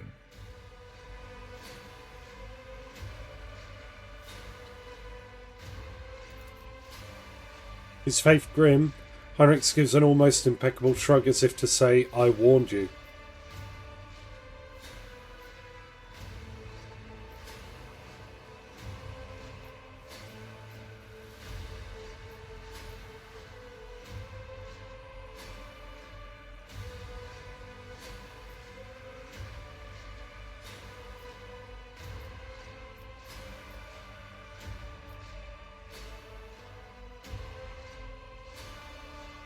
I saved the people. It is my Emperor-given duty.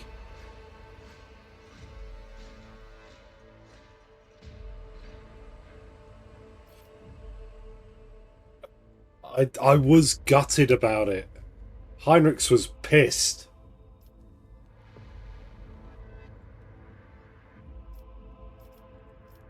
Dark and dangerous knowledge. No, I did it because people were being sacrificed to fuel it. Yeah. I saved the people. It is my Emperor-given duty. Your intentions are admirable, but your execution leaves much to be desired. Next time, entrust the task of interpreting your Emperor-given duty to the officer of the Inquisition standing beside you, or else you will find yourself owing a great deal more than your duty. And what do you wish to know about the events on Janus? Oh, I know it already. Even though you were quite effective at removing all evidence that could point to the blunder made by House von Valancius, it is saddening to realize that the rogue trader's connivance allowed a heretic who had been fostering a cult for years to come to power.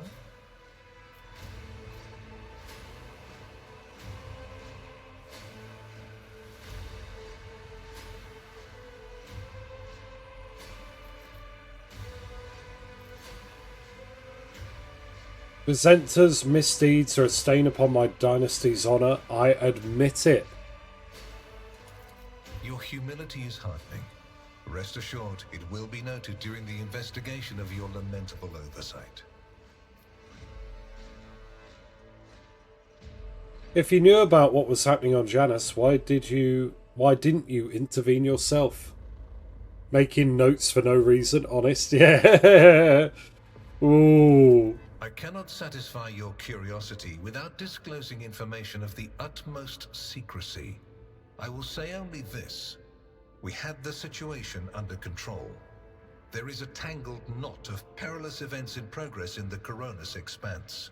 Plucking even one thread must be performed with great precision and caution, without any room for error. Oh, shit. Am I the butterfly effect? Have I done a bunch of stuff to trigger off a load of other things that are going to go wrong now?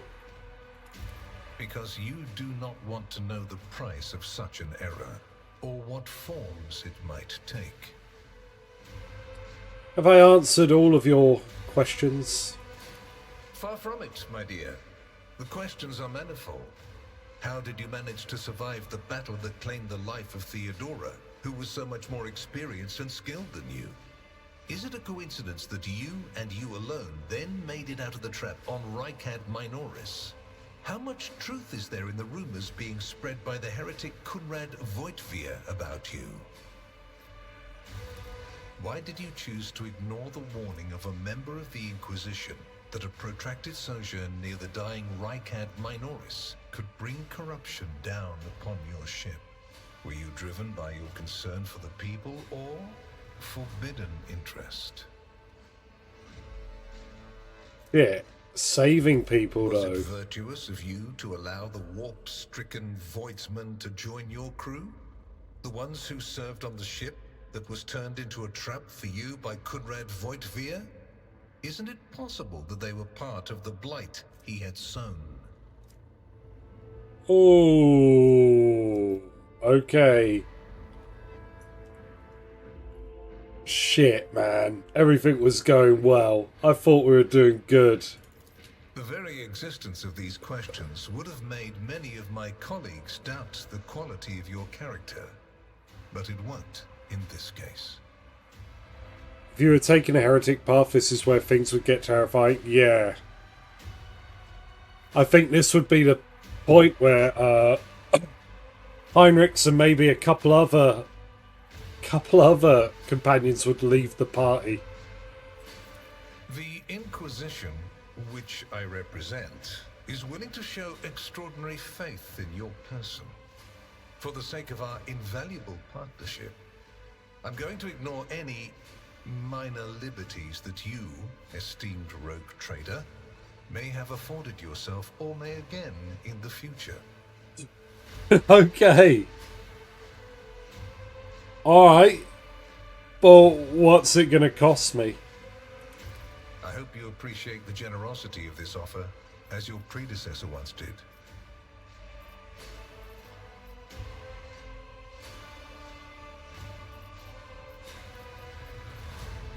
Is Heinrich staying in my retinue, or are you taking him back? Which would you prefer? And you, Heinrichs, do you wish to continue working at the Honorable Rogue Trader's side? I will comply with any order, Lord Inquisitor. If you command me to remain in the company of the scion of the von Valancius dynasty, I won't be distressed. I want Heinrichs to continue to accompany me. Then Master Van Kellogg's will remain in place. It puts me at ease to know that there is someone to watch over you. Kalkazar's last remark sounds ambiguous. Oh dear. I consider it an honor to accompany you. Theodora cooperated with you? And benefited greatly from it. The world's power is not without limit, and neither is the protection it provides. All those mysterious expeditions, dubious experiments, collections of xenotech oddities are dangerous pastimes. It takes more than the Emperor's permission to pursue them without consequences. One must also make sure I am not displeased by it. Let me demonstrate how it works. In your retinue, there is a Psyker who is yet to receive Terra's sanction, which, as we both know, is a grave threat and a blasphemy to the laws of the Imperium. I am aware of this secret, but I'm not displeased in the slightest. And so she lives on, your handy Psyker, Idira Tlass. Yeah. Okay. I mean, if he was just talking about the old Xenos tech, he could have taken it, but... what? Why such an interest in my person? You haven't been in a position of power for long, and so one can forgive you for not noticing the troubling changes. The cult of the Final Dawn is spreading in the Coronis expanse. Not the first or the last heresy that has afflicted this sector, but one that is surprisingly resilient. Mysterious convoys are sliding by, bound for systems in the heathen stars. Just your humdrum pirate trade, wouldn't you say? Then why are the pirates themselves clueless?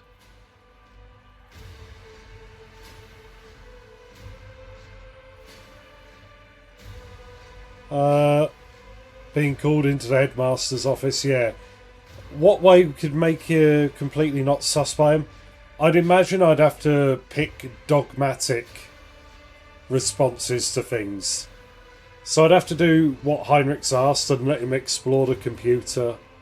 I'd have to abandon all the citizens that are compromised, that sort of thing.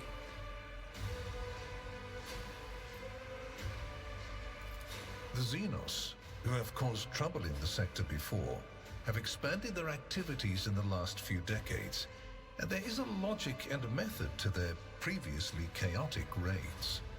Even 2 packs of space wolves, blessed space marines summoned in my name, did not cool their interest in the expanse. 2 packs of space wolves. So what? When he says 2 packs, is that... That's not 2 companies, is it? That'll be 2 squads or something. Like 2 tactical squads, right? You're not telling me there's 200 space marines. There's got to be like 2 little units.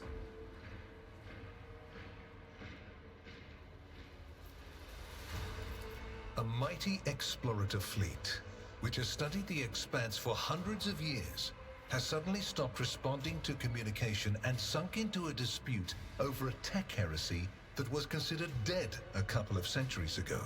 House Chorda has clamped down on insurgents, yet its acts of brutality breed troublemakers just as quickly as they're executed, and this bloody carousel has consumed the attention of the esteemed incendiar.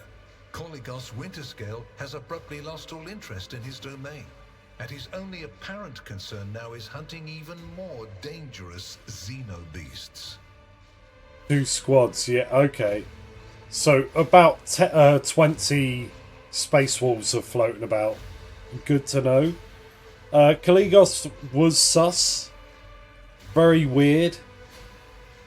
Chorda needs to chill.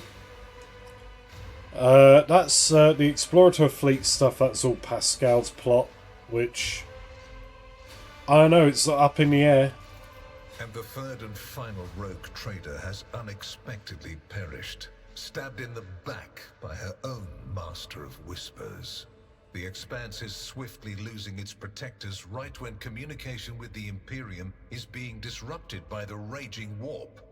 Basically, all the Expanse has left is me and you, if you follow my instructions. What kind of deal are we talking about? I make no deals, and Emperor forbid that I give you orders. That would mean infringing on your privileges.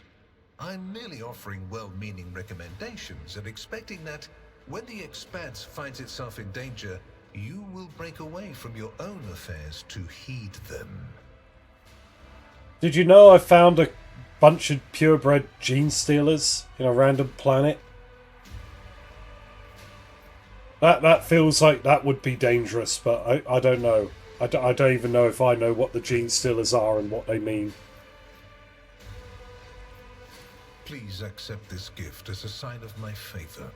In an hour of need, give it to any faithful servant of the Emperor, and the Inquisition will come to your aid. Ooh, that's pretty St. Heinrich's reported. Yeah, I would assume so. But then I know it's coming up in the DLC. They're going to have the proper Gene Stealer cult stuff, so hopefully there'll be like a conclusion to that. Kalkazar removes a signet ring from his finger and hands it to you. You notice an intricate personal coat of arms on it. The color indicates how close the bearer is to the Lord Inquisitor. Scarlet means that you have shed your blood for the good of the Imperium, and therefore, you deserve to have his servants shed their blood for you. What?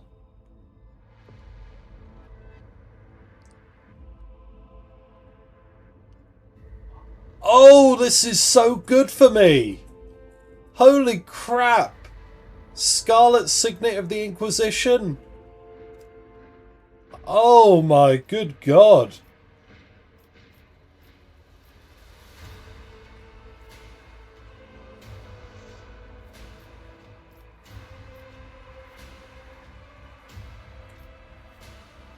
On behalf of my house, I, Larry von Valancius, hereby promise and guarantee to offer the Inquisition any assistance they may require.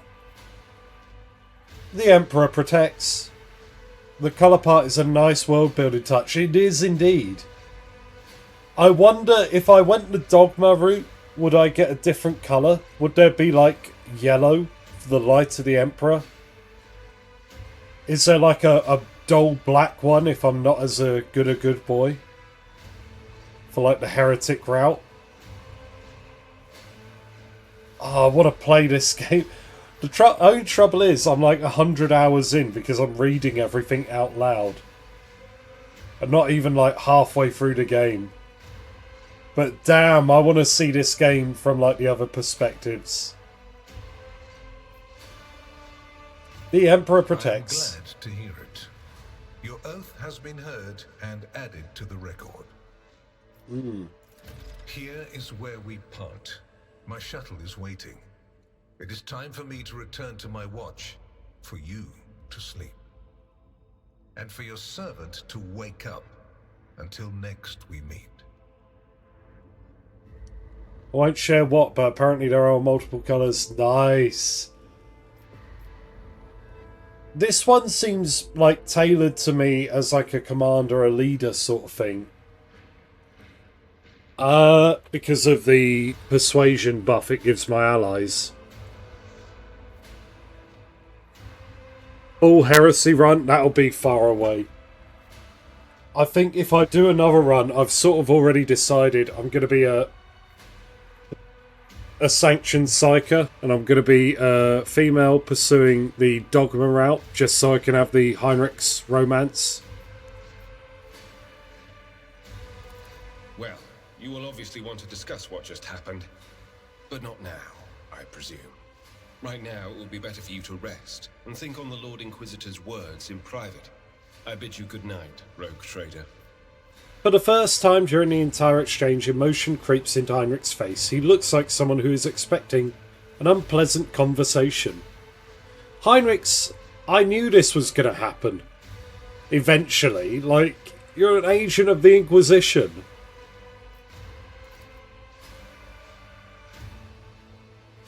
Unless he's going to have to tell me, like, yeah, the red ring means you're a bastard and we don't like you.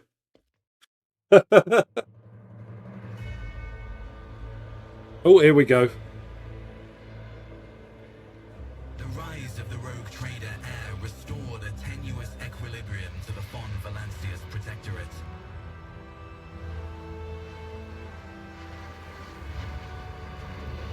For a time, threats subsided, activity returned to trade routes, and reclaimed worlds began to heal.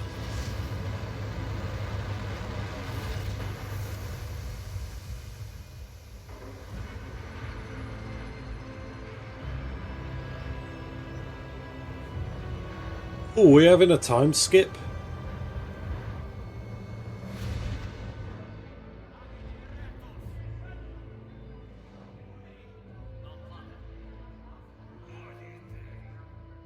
The new Lord Captain's subjects praised the God Emperor and their leader wholeheartedly.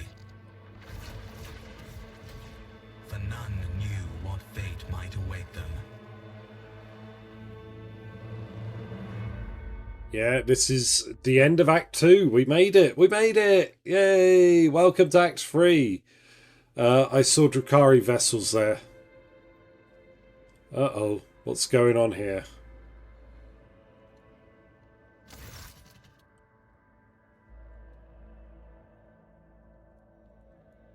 Janris. Danrock. And is that Cassildia? You have spent the first few hours of your morning listening to High Factorum's lengthy report about the latest trade exchanges, arrangements, disputes, and countless bureaucratic procedures. From the outside, the illuminated, tightly closed windows, you can hear the muffled sounds of Dargonus and its everyday life, the life that has been passing you by lately. You have been preoccupied with affairs of your protectorate from dawn till dusk. Clementa barely contains a yawn. Once Janris Danrock has finished, she pulls out her data slate. Thank you for your report, High Factorum. Your work is highly appreciated both by everyone here and the Adaptus Administratum. Your Lordship, we are almost done here, but we need to go over the final items on today's agenda that I would like to report to you personally.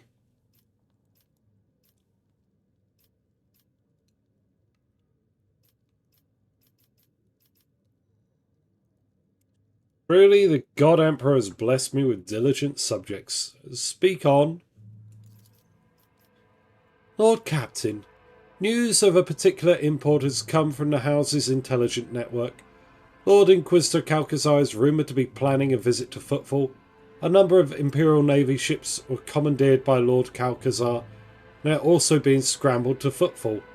Furthermore, we have received reports claiming that secret messages were delivered to the capital worlds of House Troda and Winterscale. It's possible the Lord Inquisitor's call to arms may smother the conflict that is brewing between the two dynasties. We are seeing an increasing number of skirmishes between their ships in the neutral systems.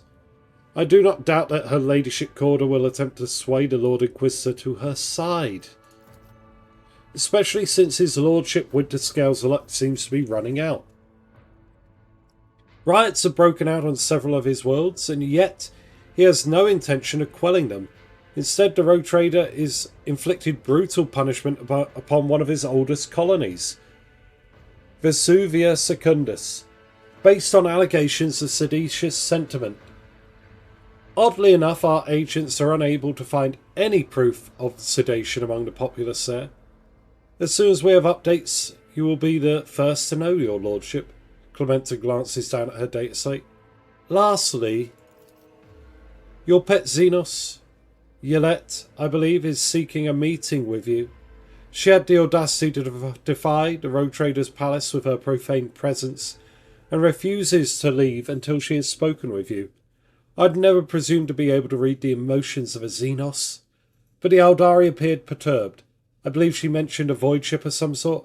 Maybe best if she told you everything directly. Oh God.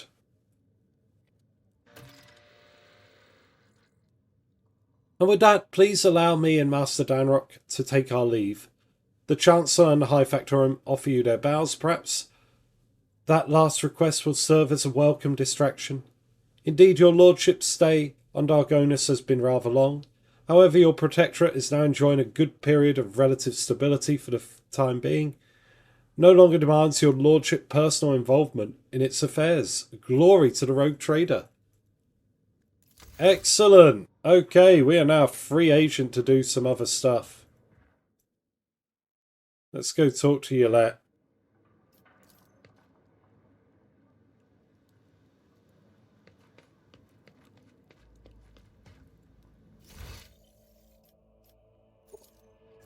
Oh, she's literally hovering right outside my door. Ellen Tarch, at last you have left your ornate cage.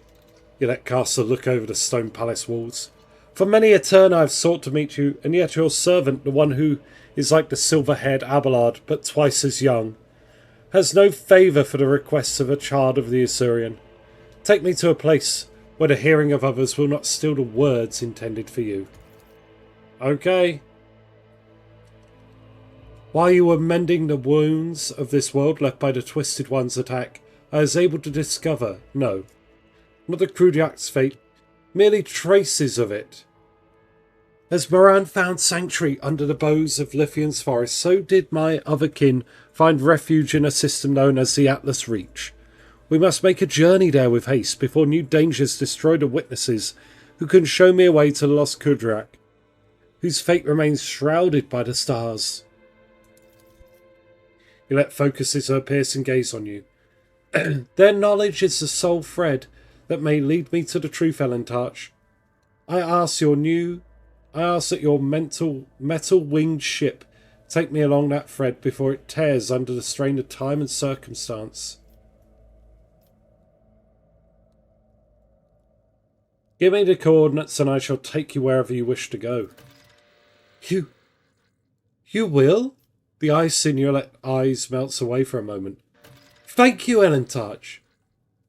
If this path indeed takes me to the truth, I will be indebted to you. A rare happening between our kinds. Let us go. Find your destroyed thing. Oh my god, a load of things. Okay. Before we embark on some more stuff, I'm very quickly going to go to the bathroom. Put the kettle on, get a fresh drink. I'm going to run an ad for 1 minute, everyone. So get up, have a stretch, grab a drink, grab your snacks. I will be back right after this and we'll get on with Act 3, finally. See you in a minute.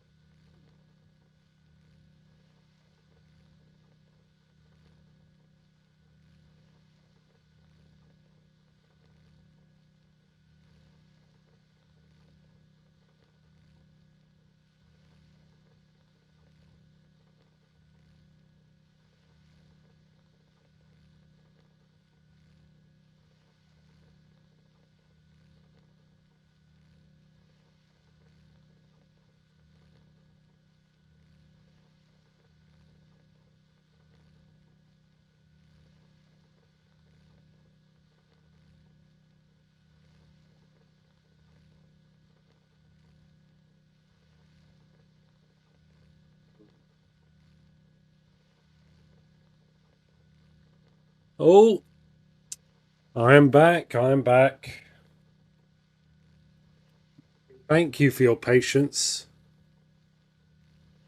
Yeah, goes to make tea, goes to shoot some civilians. Please don't shoot my civilians. Oh dear, I have green tea. And I also see here on Steam, let's see. Trade Empire, you completed Chapter 2. 29% of players have this achievement. There we are.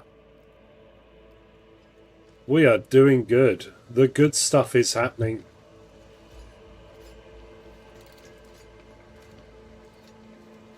I have Milo instead of tea because I'm going to bed soon. That's fine.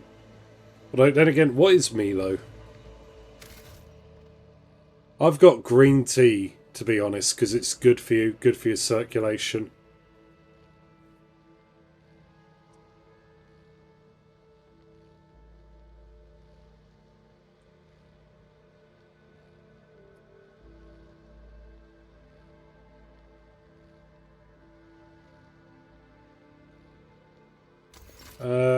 We want to have a look at our journal. Atlas Reach, okay.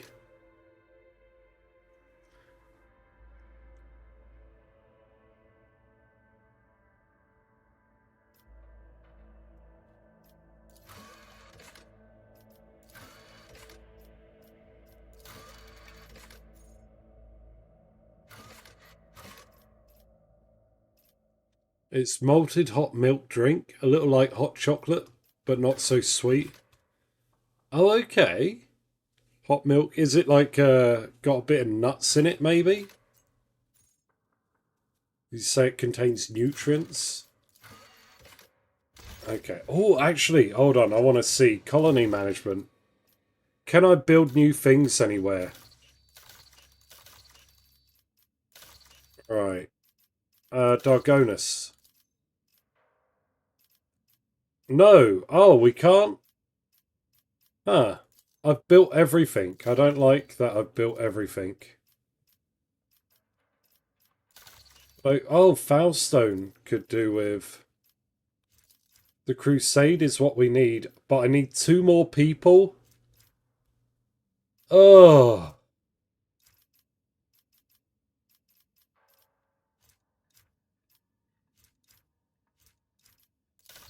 There's nothing else to build anywhere. Oh, wait, this one.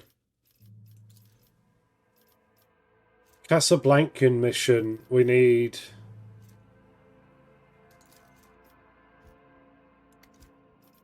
29,390. Right.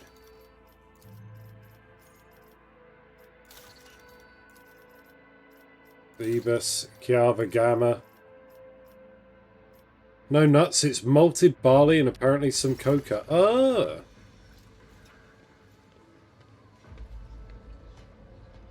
Right.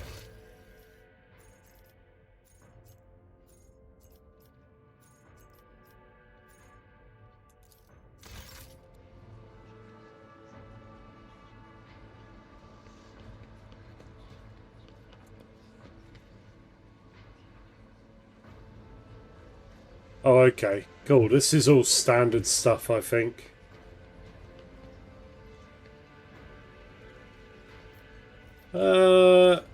Is there a button to take us straight back?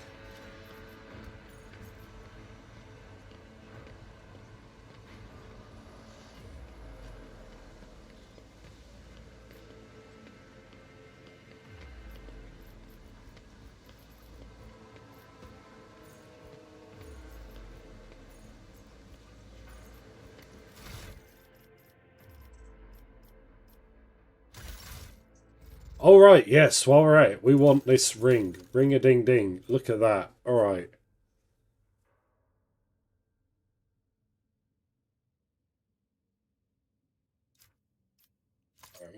Get rid of that.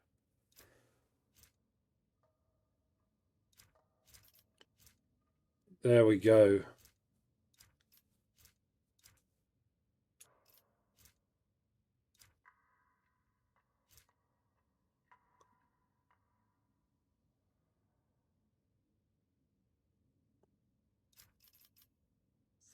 And then what was the other thing? It was a Xenos rifle, I believe.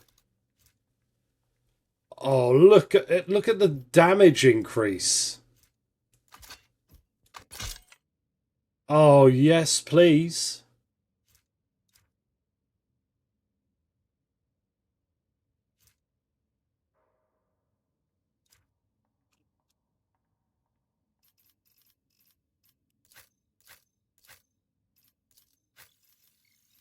Abelard, have you got anything new we can give you? What is this? Ooh. Wait.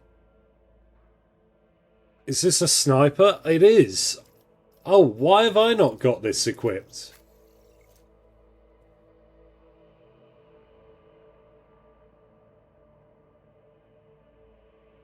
I would actually use that. I don't even know where I got that from. Oh, that looks good. Okay. Nothing beats the screams of innocent people before the sleep. I will have a good dream. Okay. This is something that bothers me. I've got an Adaptus Astartes bolter, but you need to be a heretic to use it. What else? Mastercrafted Maul. We don't need that.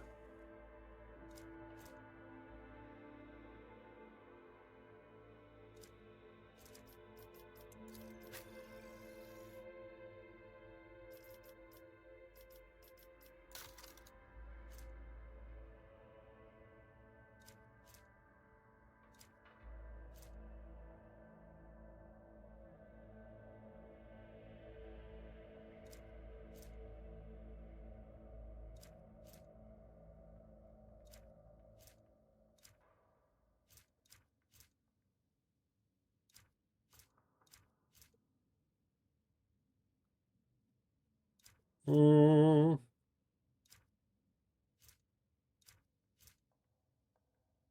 Oh, wait. Oh, all the tech use I'm going to get out of them.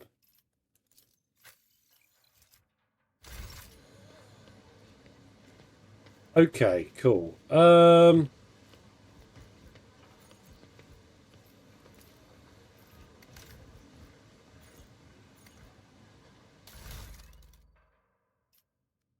How's our ship looking? It's close to another level up.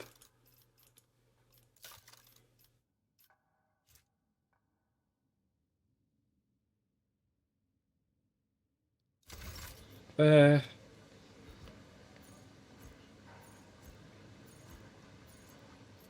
All right, we're good. We're good. So we got 2 really good sniper rifles for our snipers.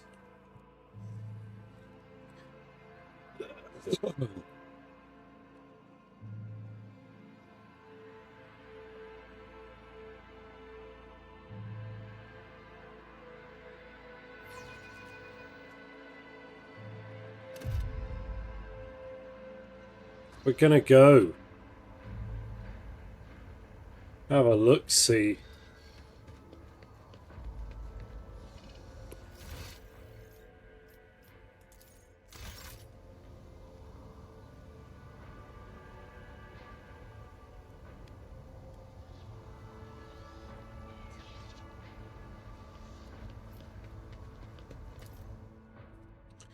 There we go. Ah, back on the road again. Alright, so the other 2 rogue traders are sort of having a little schism.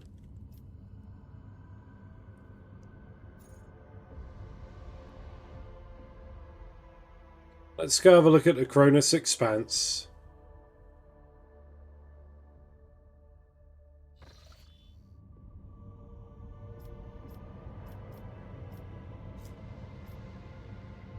And where is it we need to go?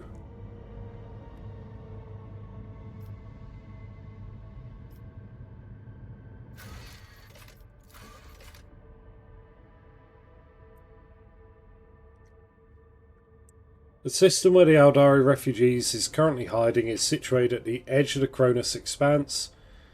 Establishing contact seems impossible, so the rogue trader should personally head to the last known coordinates. Atlas Reach System. Okay. Oh! Alright, it's just up there.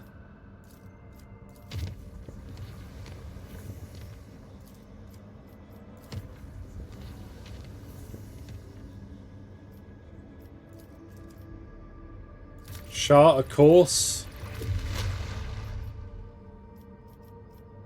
And, oi, Lord Ayres, welcome on in. Everyone say hello to Lord Ayres.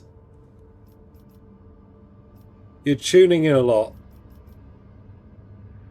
We're going to make it merely unsafe.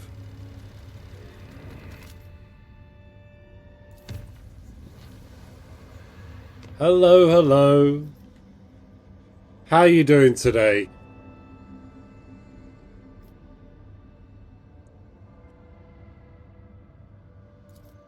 I want to see everything. Doing good? I'm glad to hear it. Lord Captain, according to our telepatry, we've arrived at the coordinates you specified. The augurs do not register any activity on the surface of the local planets, biological or otherwise. It may be the Xenos are using their arcane technology to conceal their presence. Okay. Despite this, Augur crew managed to locate a faint signal at the system's edge. According to their data, it's coming from an unidentified vessel drifting in the orbit of a local gas giant. My kin could have been faced with a new threat. Scavengers like pirates or something worse. If they were taken prisoner. Yulette's voice trembling with something that could either be anger or fear. I am begging you. Ellen Touch, let us go to the shuttle. I can feel the thread of fate has frayed and is about to snap. I cannot miss what May be the only chance to solve the mystery behind the disappearance of my home. Okay, okay, steady on.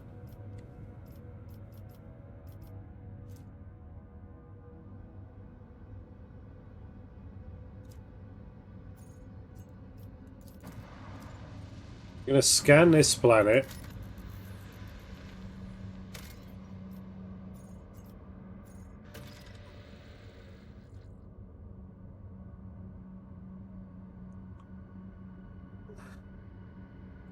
Okay. Make a note. Someone remind me that that's there. Where's this gas? Ah, there's the vessel. Let's skim over to it, see what they got going on.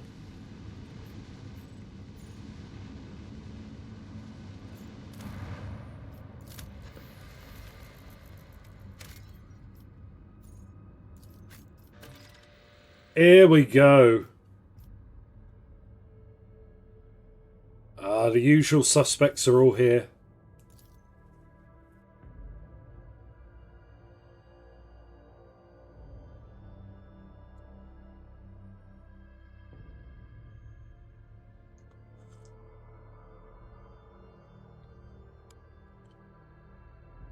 Oh, let's have a look. A Chartist vessel that's been damaged.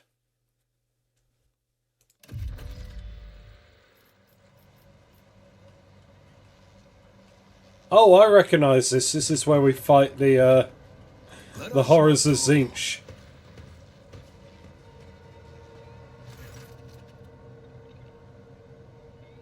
The lanky, haggard-looking officer with sunken cheeks stares at you in fright. His body is shivering as if feverish chill, and his eyes are darting back and forth anxiously. Your lordship, rogue trader, what brings you to our humble ship? Stop shivering like a leaf in the wind, Monkai. Answer me. Have you seen others like me in this system? If you have, tell me where, when, and under what circumstances your paths crossed and diverged afterwards. The officer's eyes widen at the sight of Violet. His face grows even paler than before, and his lips move in a wordless prayer, unable to utter a word in response. What did you just say? Rogue trader?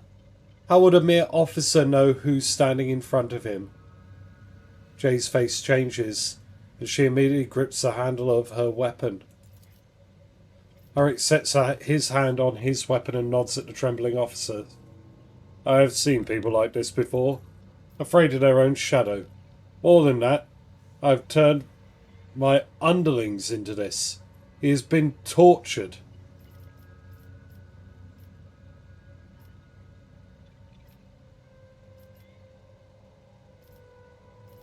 What are you so afraid of? The officer glances at Yolette in fear. He forces out the word, pain. The officer swallows, gives you a strange look, and then closes his eyes. Emperor, forgive me. What?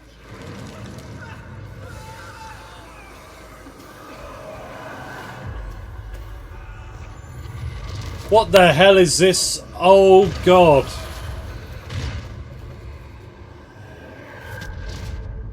Wonderful. I'm beginning to think that your kind is eager to step into our snares. Oh, Mahazai. You fucker. You gasp, sucking in the poison air, each breath scorching your insides with liquid fire from throat to lungs. Every cell in your body is engulfed in maddening pain, as if you are being doused in molten metal, skinned alive and subjected to yet another form of torture. You hear sounds coming from somewhere far away. The moans of your people, the shuffling of bare feet, and the light footsteps getting closer. They are some sort of... I vaguely remember when these models were released. I can't remember what they are or what they do. But these are some sort of Dark Eldar agents, right?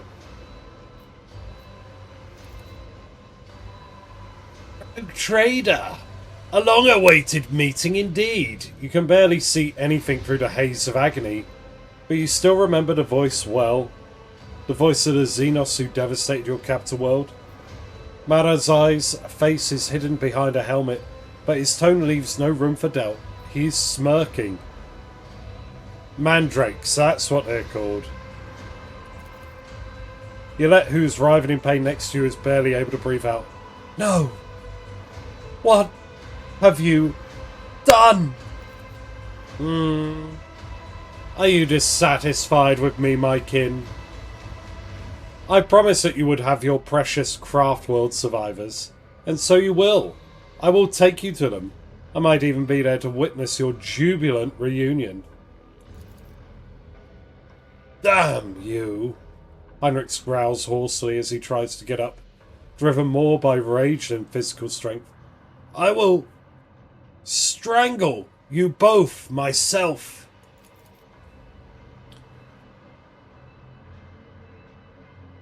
Oh, the gas to knock you all out?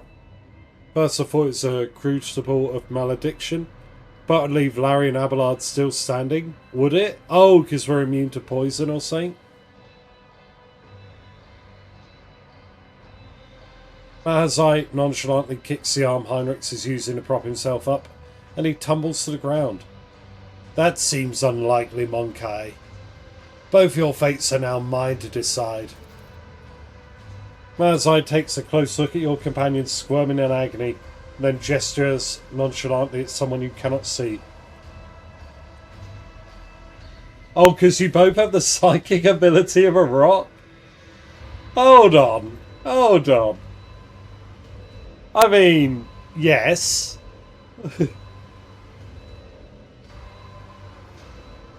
I'm proud of my psychic status as a rock. Bring in the injectors. The monkey I promised to the Tavernista is among them. I do not want these wretches to move an inch until they are in the hands of the Arch-Machinator.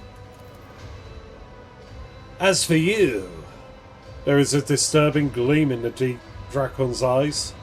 You'll have your share of paralyzing dreams too, but I'm going to keep you. You're far too precious to be surrendered to a madman playing with fire.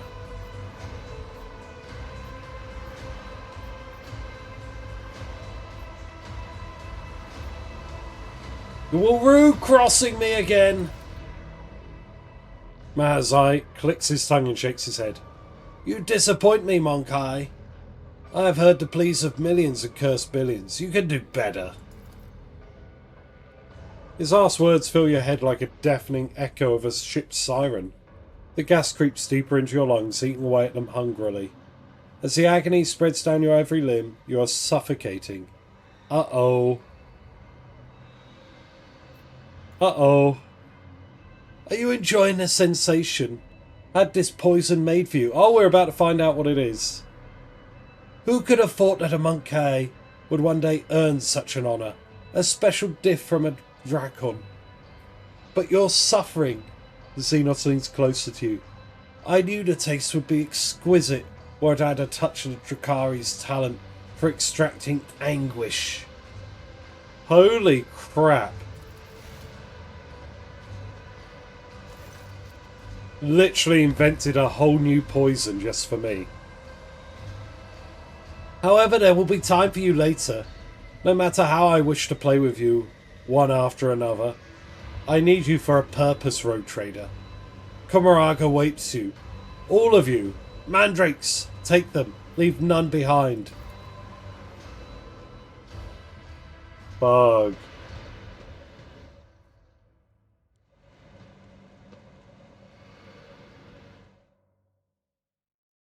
$16 hours, 40 minutes, so I've spent like the best part of a day.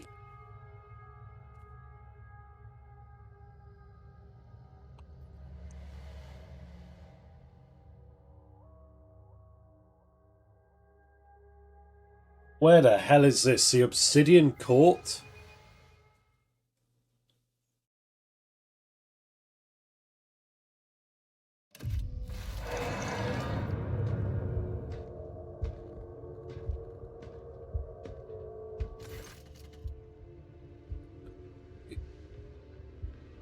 Uh-oh. This is...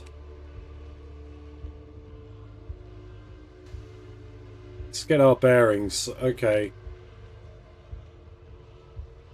Holy shit, this is some Drukhari bullshit. Well, at least I've got my own nice little prison cell instead of just like some crappy gibbet here. Like hanging over the... Oh, who's that in the back? Oh, sorry, my dude. Oh, and there's another body here. Oh. Yikes, okay. A lot of bad vibes here. Your consciousness emerges from an ocean of darkness and nightmares. As if someone's powerful hand reached into the depths and brought you into the light. In a dark room, long and angular with shadows moving around and exchange remarks. One of the shadows approaches you, ripping apart the veil of pain and revealing features that look familiar to you. Mahazarai. You are awake, Monkai. Marazai's voice is sickeningly sweet. He is looking at you with idle interest, rolling a soft and milky-coloured object from one hand to the other. Our toxin masters spared no efforts to drag you out of the induced dream. I must commend the Nightmare Weavers. The emanations of fear you exclude in your delirium are worth the highest praise. However, it's time to finish what you were brought here for. It's time to work the good. It's time to work for the good of the Cabal, Rogue Trader. I should probably bail before you think terribly of me for playing it. No, it's fine. I have a rough idea as to what they are. But yeah, Morgrev, if you want to go to bed, that's also okay. Just look after yourself first, obviously. But damn, I want to know where this is going. Are they going to offer me a deal? Is this the heretic route isn't chaos based? The heretic route is Drukhari based?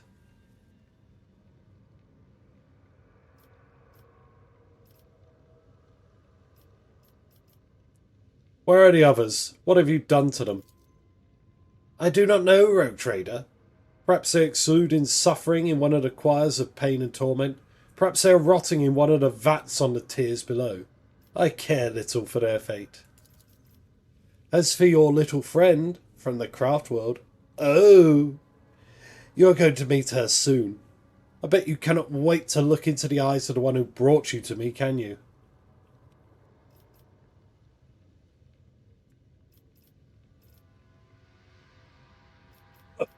Burn in the Emperor's scorching light, you filthy Xenos.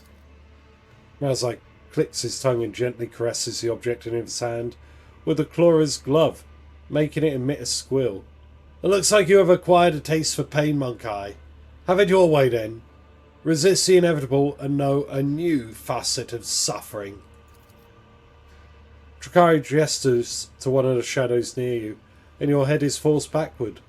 Razai brings a hand holding the strange object closer. You manage to make out translucent, glossy skin, bluish pulsating organs beneath, and a little head with serrated jaws before Drukhari pushes the larvae into your face. Oh, no. Not cool.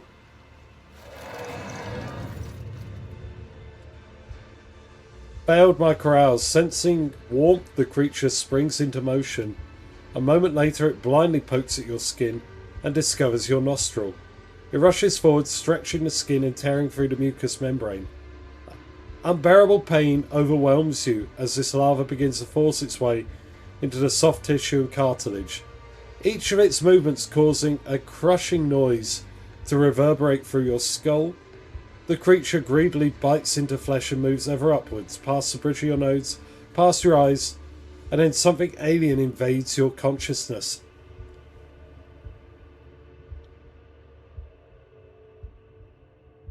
Don't do this. I hate this gimmick of shit entering your brain. I didn't like it in Cyberpunk. I didn't like it in Baldur's Gate. Here we go. Darkness clouds your eyes, but the sensation of an alien presence does not relent. This is not a conscious mind, but something primitive, yet unbelievably strong in its unknowable pursuit. It's clawing around in your thoughts, scratching them with sides, and changing their shape. Perhaps this is all just a bad dream, a quirk of the intellect exhausted by endless troubles. A calamity of mind too weak for the burden it was made to carry. A stray light dawns at the edge of your perception. Uh-oh.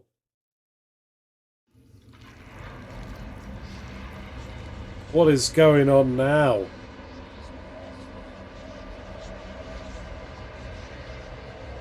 You have disappointed us, rogue trader von Valancius.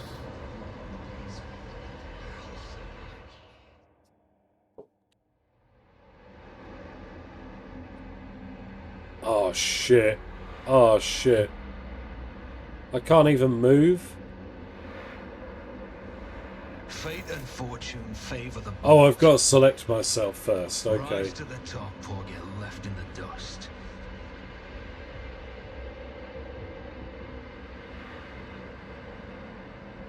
Lord Captain, I've received an astropathic message from Draconis. Achilles Scalador reports a Xenos raid against a merchant ship in Galafar's Calamity.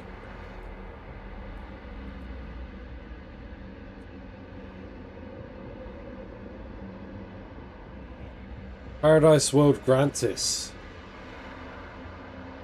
Oh!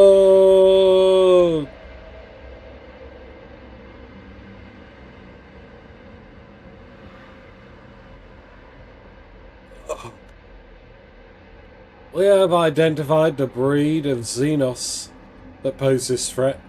The Aldari, humanity's ancient and insidious foes. I focused all of my attention on the investigation, the attacks across your protectorate. I suspected there was something bigger behind the Xenos attacks, but...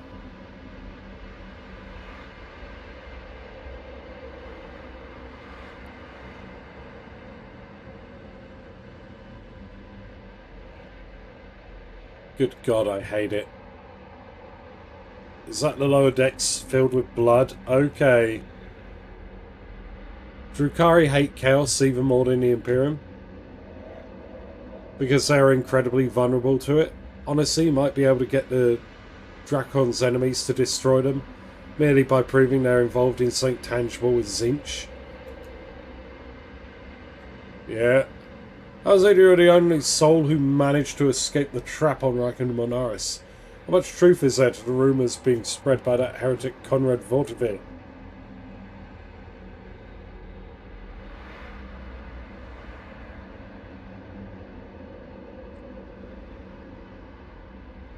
I'm going to ignore any minor liberties that you, esteemed rogue trader, may have afforded yourself.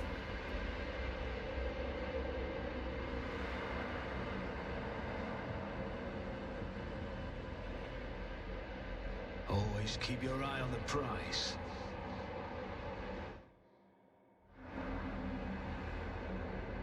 Do my eyes deceive me? Explain yourself, Ellen Tark. Oh, wait, what was that she said? Why is there a shard of Kudrak in your chamber? What? Is there? You are accused of consorting with Xenos, betraying the Imperium, and neglecting the interests of humankind. No, not me, boss.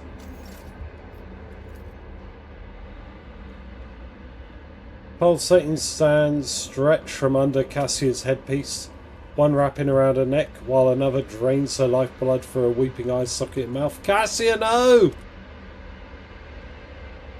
Oh, no. Okay, alright. Every exposed area of Argenta's skin is mottled with intricate patterns of scarlet blisters, crimson indentations and charred tissue. Passing ray of light reflects off the countless tiny blades that look like they sprouted from inside Adira's body. Yikes. All the cold trader's bones were broken, her augmented arm was ripped from the socket, and the bones of every finger on the remaining hand are twisted and sticking out at strange angles. No, Jay! Oh! Scal's augments were separated but not extracted from his body. The places where they connected to the organic tissue teemed with predatory millipedes, feasting on the coagulating blood and accumulated pus. Pascal. Abelard Worenston's limbs were amputated and sewn back onto his body with remarkable skill and precision using human tendons. Damn. Very extra. Theodore and Heinrichs are up at the bridge. Is there anything over here at the Nomos computer? No. Okay. Theodora, you dumb The bitch. tribunal is waiting for your explanations. Come closer. Heinrichs. And here comes our principal witness, the rogue trader himself. Heinrichs gives you a cold look. If the presented evidence was not enough to convince you, his testimony will conclude this confusing case, full of oath-breaking lies and heresy. You dragged this boy into this trial and now expect someone will lend an ear to a lowly heretic's testimony. I thought better of you, Interrogator Van Callox. I was so very wrong. Lady Theodora's voice sounds even harsher and angrier than you remember. The Lord Inquisitor makes a vaguely dismissive gesture. Enough. Let him speak. The sooner this business is concluded, the better. Then let us continue. Shielded by the powers of the warrant trade granted by the Imperium, Theodora von Valentius more than once allowed herself to openly collaborate with Xenos. You have never seen such a contemptuous grimace on the interrogator's face. She plunged her entire protectorate into apostasy and heresy, including the current rogue trader, and went out of her way to prevent the Inquisition and me personally from maintaining the order inside the Expanse.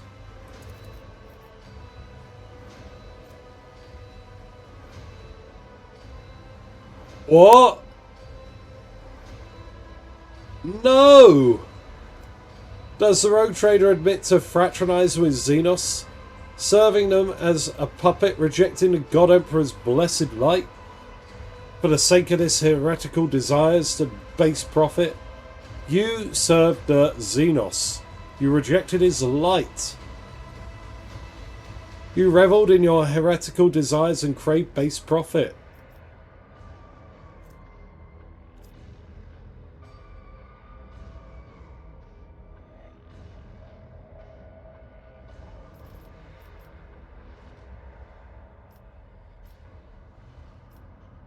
Xenos is gone.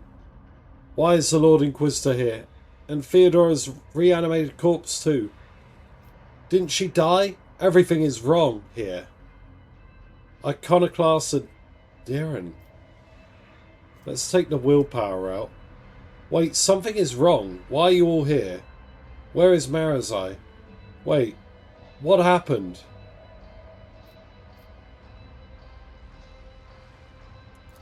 No. Died, you say? Theodora von Valentius is alive. You were her loyal servant and she made you serve the Xenos. But who are you talking to if I did? Get one simple truth into your empty head. Your role in these events is negligible. You shall think me the Emperor on the Golden Throne if I so choose, and think me dead if it strikes my fancy. But this is not what matters right now. Just looking in your direction makes me sick. Why must I speak to the filth? The last words are obviously meant for the court, not for you.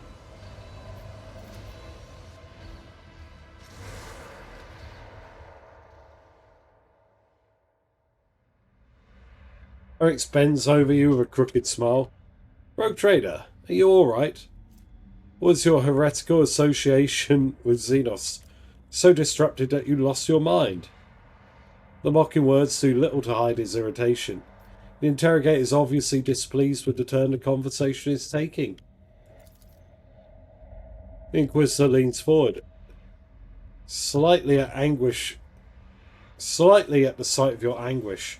For a brief moment, the boredom in his eyes is gone. It was amusing, but the joke has outstayed its welcome. Theodora shoots the interrogator a nasty look. It is painfully obvious the heretic is dancing to your tune. His word against mine. You have lost before you even unsheath your blade, Heinrichs. You do not need to worry, dear Lord Captain. It is not my intention to bring up unsupported claims. Wait, that's the Drakon on the throne? It's, oh. Are they getting me to hallucinate and playing the role of other people? Okay. Yes, I see it, Morgrim. I see it now. These are like Drukhari just playing with me. No need to worry, dear Lord Captain. It's not my intention to bring up unsupported claims. The anguish is the giveaway. Yeah. Heinrichs produces a data slate and skillfully manipulates the device until he locates the necessary information. The interrogator gives the data slate a sour look and puts it away. There was not much evidence to collect, but the mere fact the Rogue Trader inevitably ended up in the right place when the Drukhari attacked his worlds and merchant vessels, even sometimes late, is the best proof that he was collaborating with other Xenos. Who else could provide detailed information about the Cabal's future movements and raiding targets? Oh, they want to know how I was beating them to the punch. Ooh. Oh, they want to know how I whooped them.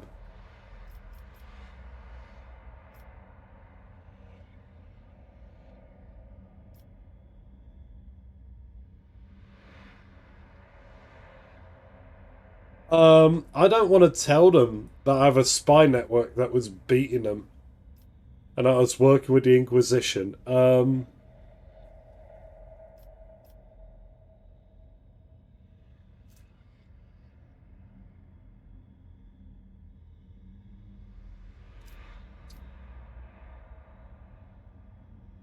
may actually be partially trying to help if he has a lick of skill with telepathy. Yeah. I mean, if this is definitely Heinrichs.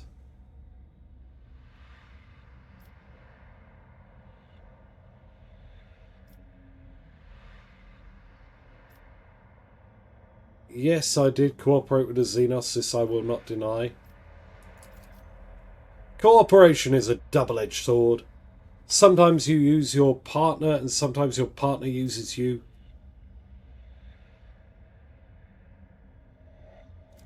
This is what happened to the Rogue Trader. Lady Theodora used him to undermine the standing of the Imperium in the Expanse. The Tribunal remains silent, although those present cast anxious glances at your predecessor. At this point, the Tribunal probably wants to know what the true intentions of the Von Valentius dynasty are. The Rogue Trader claims he has been waging a war against the Drukhari this entire time. Except, was there really a war? Or was it another carefully staged performance? Heinrichs is looking at you closely, almost without blinking. Allow me to explain what actually happened. Larry Von Valentius personally invited the Drukhari to his world, then used their strengths and resources to sow chaos in the Expanse, to gain leverage over his rivals. It is very convenient to play the victim while working with those who rob your neighbours, blind and terrify worlds that pay you tribute. How much do you profit from this, Rogue Trader? Did you think I would not uncover your pathetic conspiracy?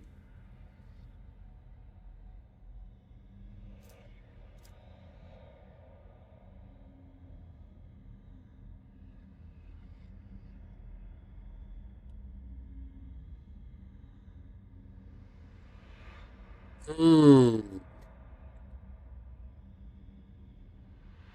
Enough of this circus, Heinrichs. I did not set up any attacks. Willpower. 35%. Rogue Trader, Heinrichs addresses you through clenched teeth. You are destroying your only chance to make yourself useful to the Inquisition and to me personally. Do not tempt fate and do not resist the examination.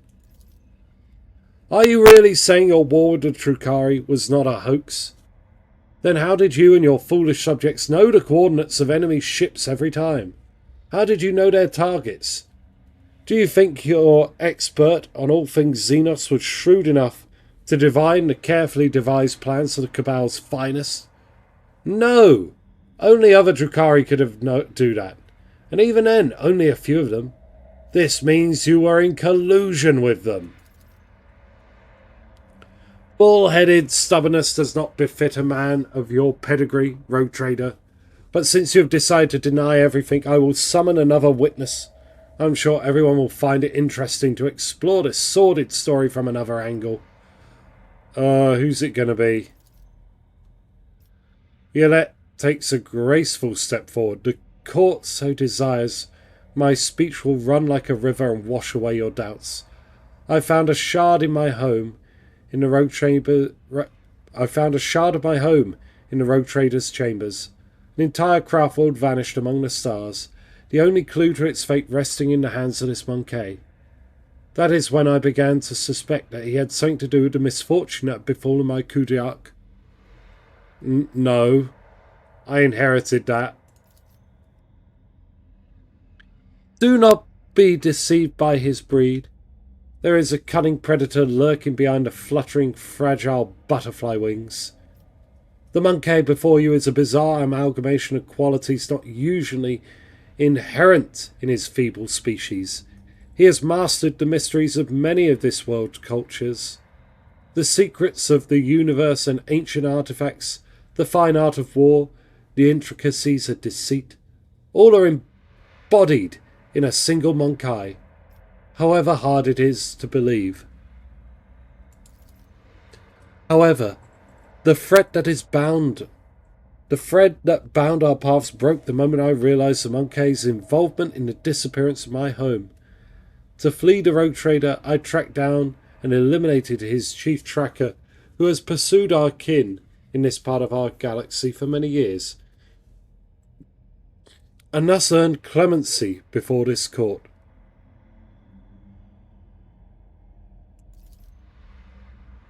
So Achilles did not simply vanish, you helped him disappear, Heinrich nodded curtly. I say he had only himself to blame. An agent who cannot recognise an impending threat is useless. Heinrich nods with satisfaction, noticing your reaction, or rather lack of it. The court has been presented with enough evidence. I hope that no one is harbouring any doubts of the guilt of the Von Valentius dynasty. But let us allow the Rogue Trader have his final word. We are curious to know what you have gleaned from this inquiry.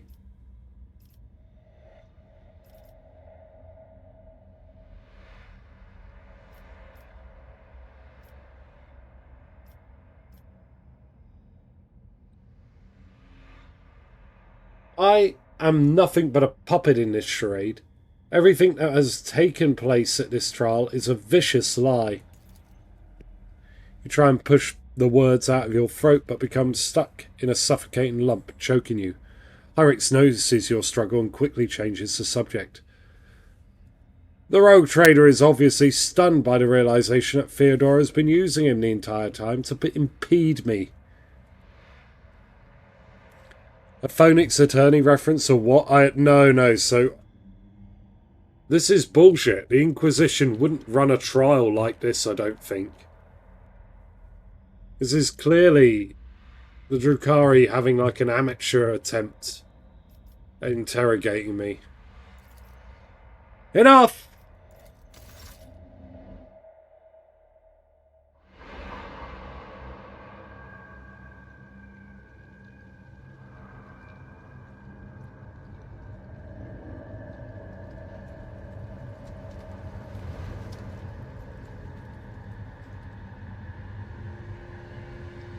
Holy shit, who is this?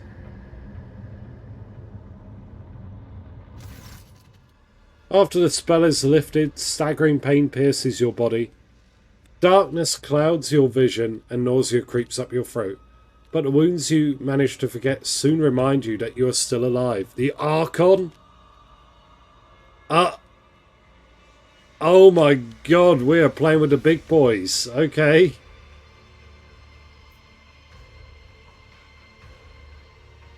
God, I hate this place. It's so freaking creepy. Oh, look at the state of this fucker.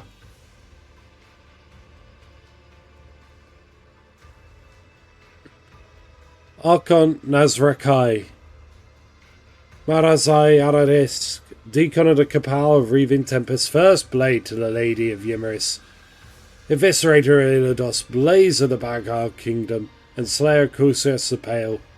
The commanding inhuman voice tears at you from the vice of agony, and you see the silhouette of a Drakari whose very presence makes your innards clench.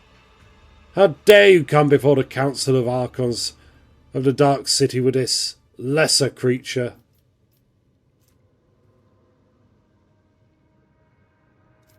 Scanning Xenos female status breedable. I know nothing.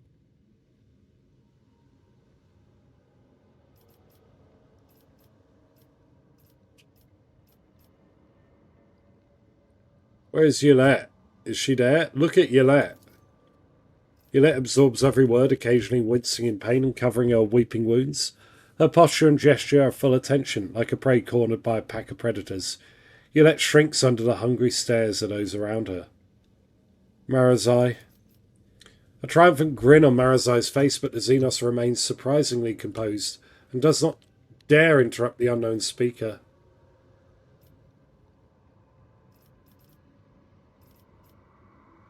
The Drakari upon the throne. One half of his face is hidden behind a golden mask, an intimidating visage, but the other half is shown a malicious, sharp-toothed leer.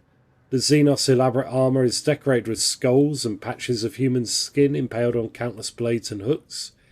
He carries himself with authority and ease, although he is a ruler who holds threads of fate for all those present tightly in his grasp. And finally, the female Drakari. The Xenos looks menacing. Perhaps she is the personal guard of the Drakari sitting on the throne. Okay. Let's listen to the conversation. With the greatest respect, mighty Nazrake, Archon of the Cabal of the Black Heart, first among the chosen, voice of the Overlord of the Dark City, bringer of demise, conqueror of 100 worlds. Narazay dismisses Marazai like a bothersome fly. The Council of Archons has heard enough platitudes, Deacon Marazai, and no longer wishes to. Whoa, what's this? Sly intrigues, ruthless chill, jagged ice. What?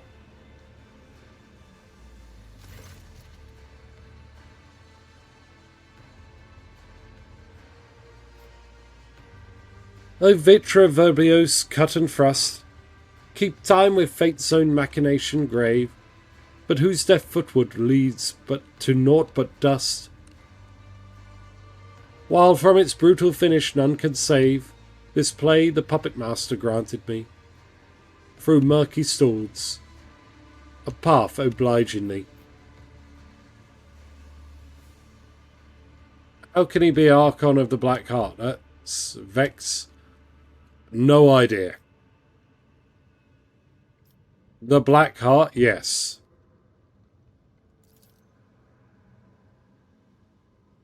The great puppet master.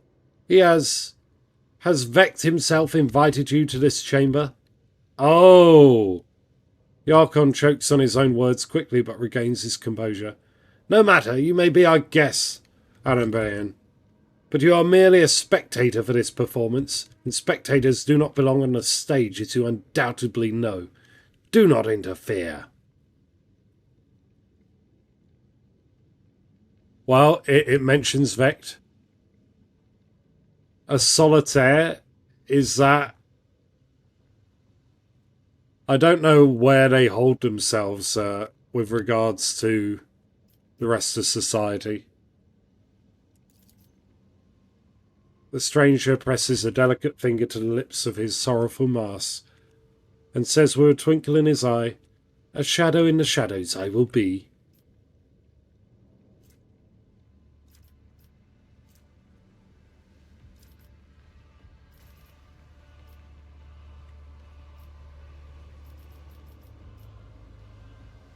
Let's look at the Aldari who interrupted the trial. The smooth, subtle movements of his Xenos are unlike the rough lunges of the Drukhari or the cautious gestures of the children of the Surian. But your aching head and lingering fugue prevent you from focusing your eyes on the daring soul who interrupted the Archon. The Xenos catches your eye and nods. For a moment, the player's shadows on the mask appears to twist, its expression to a mischievous grin. No worries, Piccolo. See you in a bit. Harlequin are an elder sworn to the Laughing God. They're immune to chaos by undergoing a horrifying ritual involving possession and banishment of a demon. Ugh. Okay.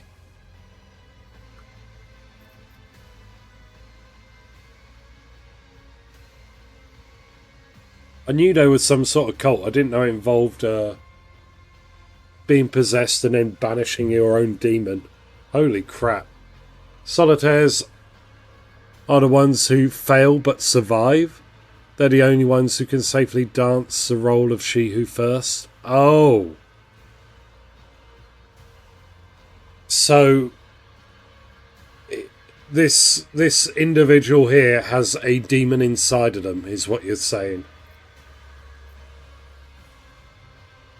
Recall what you know about Vect. Judging by the Archon's reaction, it's a prominent figure in the Drukhari hierarchy, but memory fails you. You're not familiar with a Xenos by that name. Harlequins are the elder equivalent of the Inquisition. Ah! Craft Worlds and Dark Elder. Holy crap, okay. So like a third party?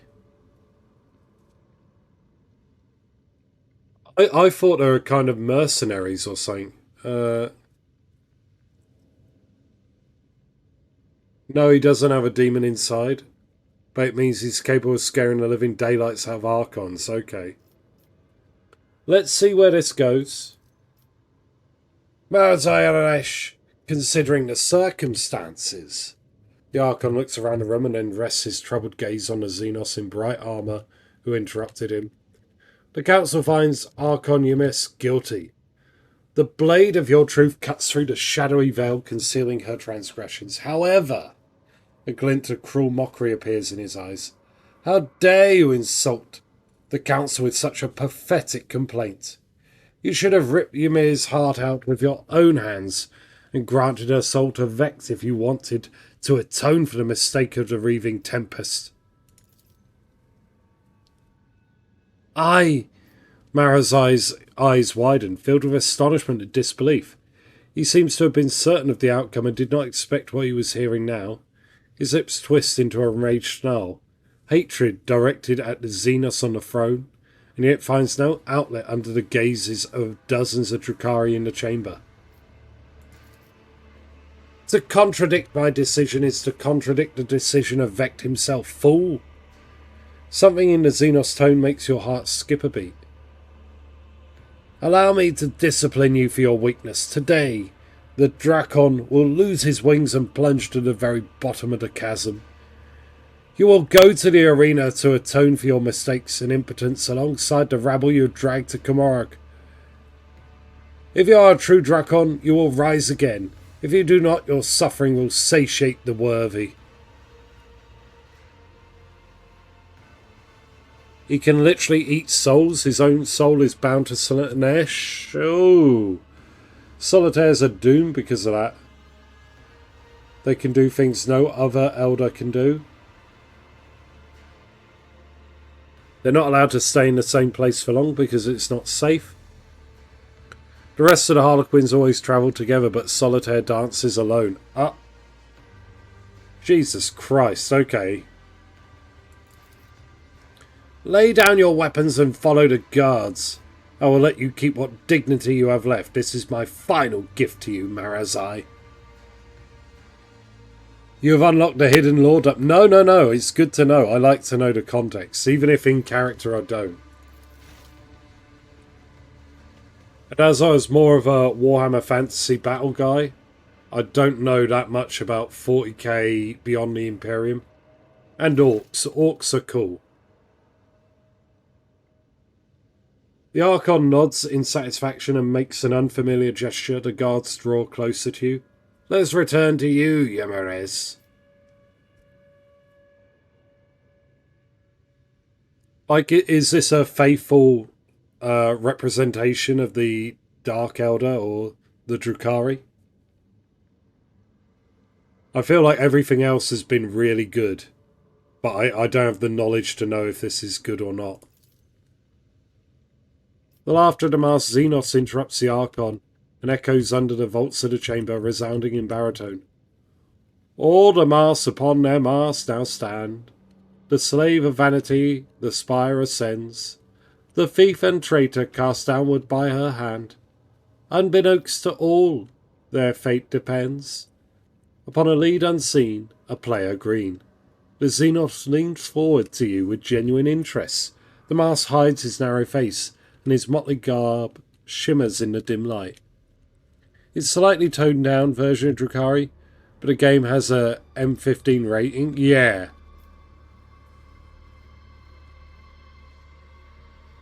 I mean, if this is toned down, this is quite intense as it is.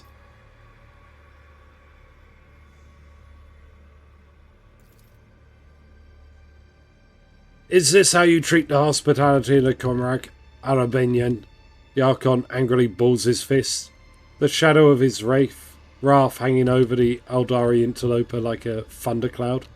I thought your words were worth more. You insult me by interrupting the trial again. The Xenos sweeps into a theatrical bow without taking his eyes off Nazgai's face. You, Archon, speak just a rebuke, in truth. Fate's melodies in styles fantastic have entrapped me here when I have heard them play. I could not keep my lips from grinning wide. Here comes the hour for shadows to retreat, to where the curtain wants to rise. The laugh, with no beginning, now sends forth the call. What?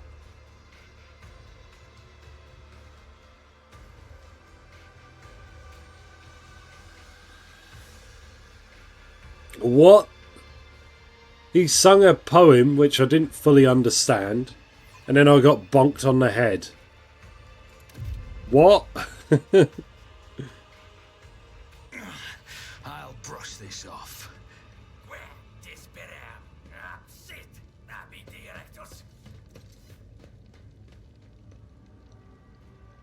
What the fuck?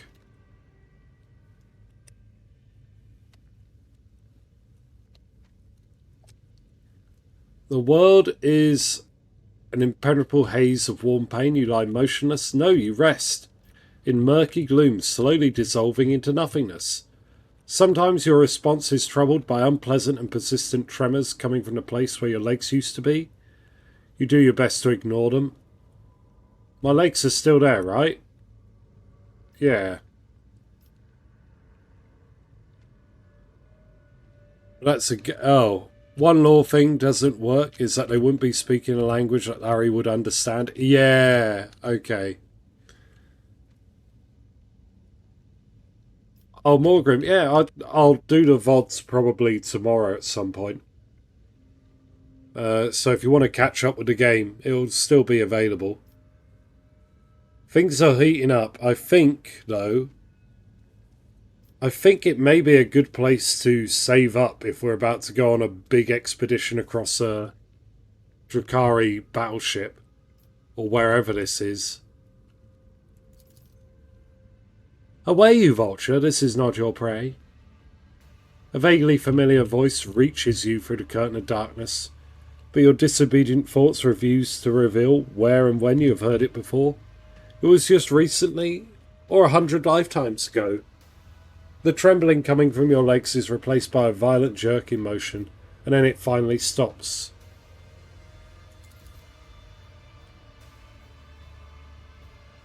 From this phantasmagoria retreat and deftly seize my merchant vagabond, the puppet master's strings left dangling. Again rise up to take your place and dance. A spark ignites in the darkness, and a light ruthlessly cuts through the gloom that envelops you. An ugly image of reality around you assaults your retina. You can feel your body again and realise it is filled with pain. Your shoulder is sore from an injection.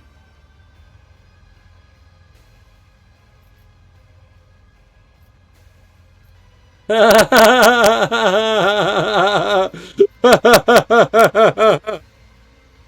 recap, it'll probably amuse him. Yeah, no.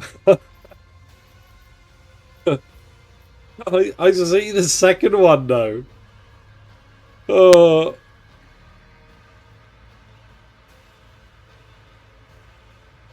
Until I get a cup of recaf, my vital status is yet to be determined. Ah, the bliss of death will save you not. The whirring waltz of a chance of and gloom, your dance.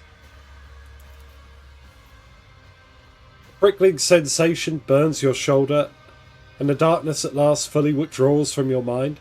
Whatever the injection was, it's making your heart beat a frenzied tattoo, and your pupils narrow so that you now register every detail of a disgusting place, which you have found yourself in merciless clarity. I'm going to feel my body. Every single inch of your body is suffering. Satisfied with this result, you do not delve into a detailed examination of your misfortune. All of your equipment is gone, as are your shoes. You do not even have a knife at hand to fend off enemies or open your veins. Look at your rescuer. Your eyes refuse to focus on the blurry figure of the person who came to your aid.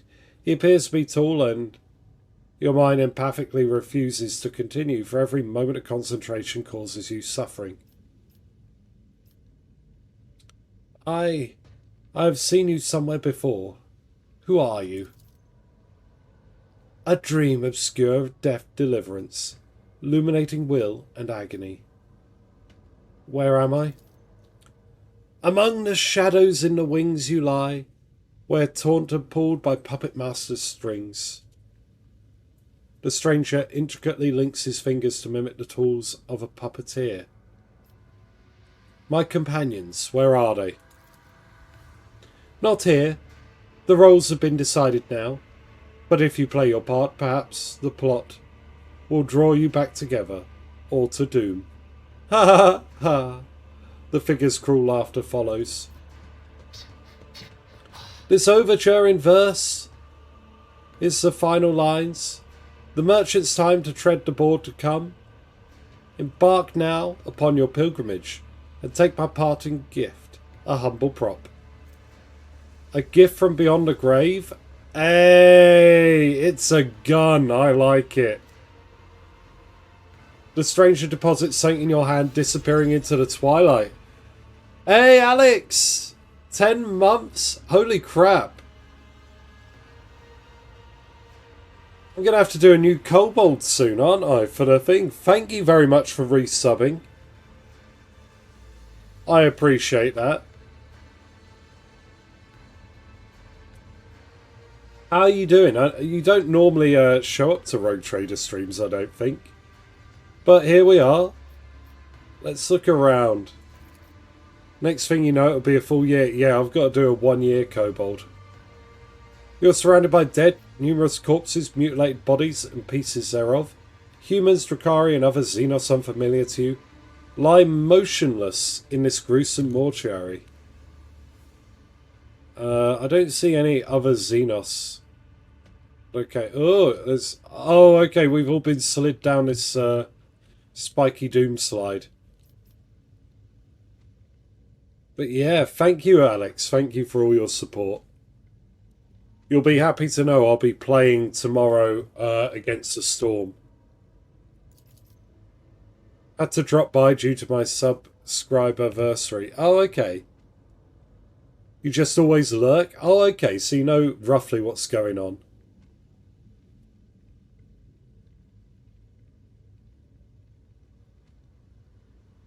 Poison, yeah, it's tomorrow though. Tomorrow, not yet.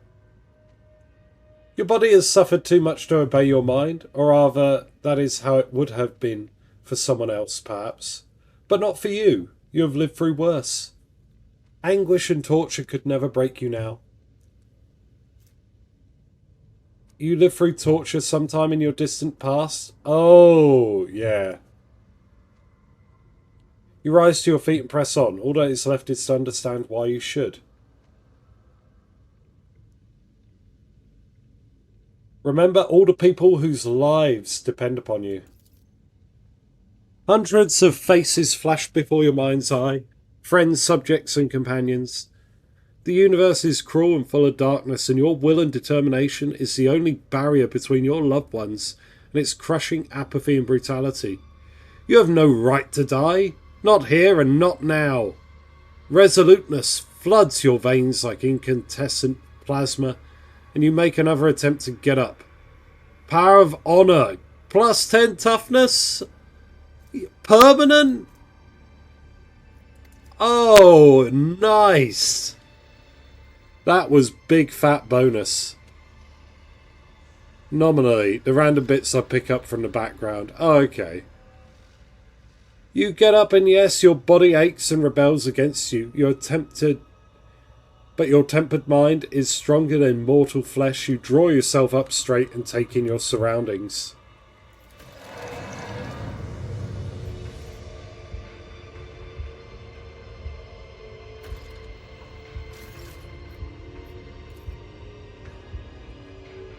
Corpses smile at you with warmth and whisper quietly, "It's over for you, join us." These corpses fell down here from above. You hear them whispering about the beauty of their long descent. The cruelty of the impact that broke their cold bodies. "Hey, ugly beggar, I think you took my shoes." Right? I've nothing. Oh, Christ. I don't like this. Where's all my good shit? Where are my oh, wait. That's funny. I have access to nothing except the equipment for the spaceship. So I have a sidearm that's been gifted to me. And a Godsbane lance weapon to be mounted on the front of a frickin' spaceship. Oh. What did that plus 10 toughness put me at toughness-wise? Holy crap, everything is... my entire body is wrecked. 100 wounds? Fresh injury, deformed bodies, darkened eye.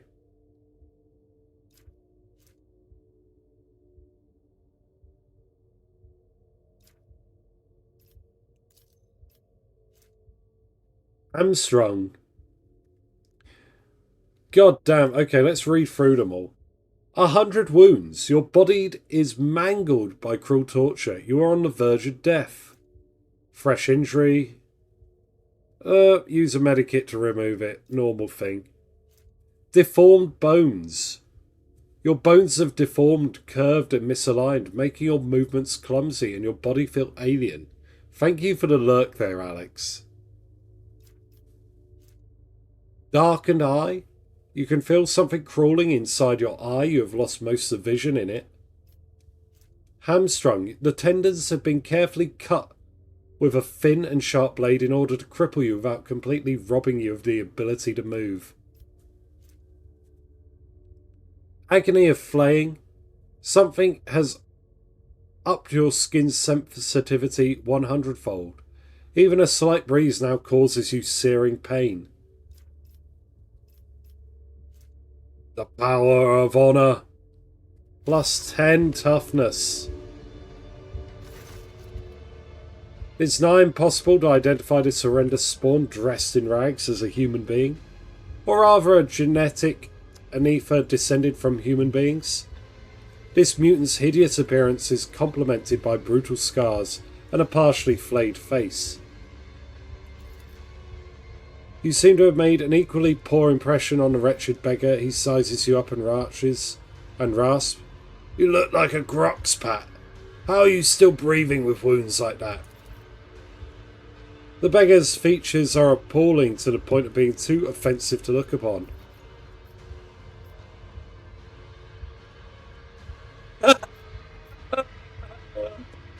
Oh. I'm in need of help. The mutant arches an eyebrow in bemusement. Really? A gripping tale? And why should I give a crap?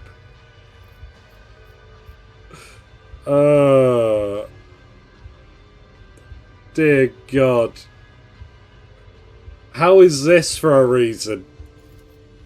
Perhaps if you had been holding your weapon from the start, you would have had a chance to beat the beggar to the draw. Instead, by the time you pull out your pistol, you're already staring down the barrel of a pistol in his hand. Here's a lesson for you. It's considered bad taste in the spas to rummage for your weapon for too long. Accept this lesson won't do you much good unless you clear off right now.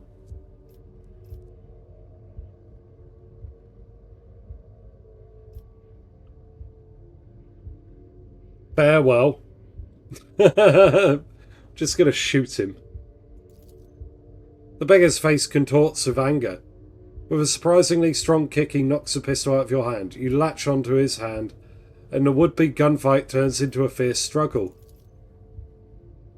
Then something in his wrist clicks. A long blade coated with something foul thrust out of it. A moment later, the blade sinks into your flesh.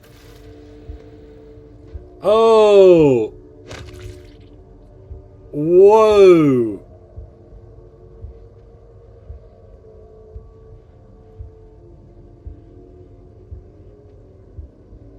Okay, he drew out a knife, right?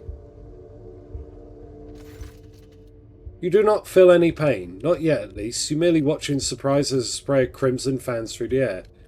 You don't know when your hand seized the beggar's throat. Your fingers clenched around it of their own accord. The mutant's eyes go wide, and a rattler escapes his reeking mouth. He dies before he can wound you again. You force yourself to release the grip on his crushed larynx. The pain finally reaches you through the veil of adrenaline. But the sensation is hardly shocking. What is another wound to you when your body is already suffering from 100 just like it?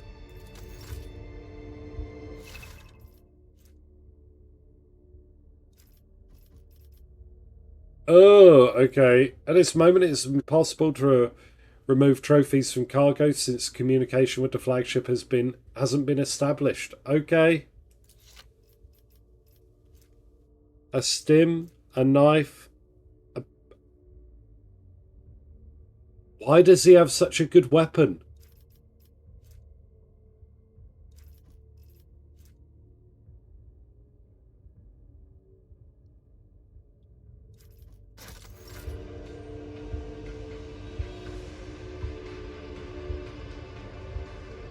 What was that? The contents of the injector bubble playfully as if urging you to find out whether the liquid inside is poison or medicine.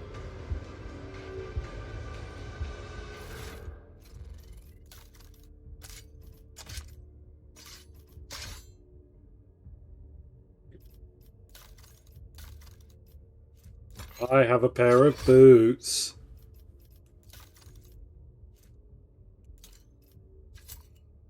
And a stim. Whatever the dead have, I take it. Okay.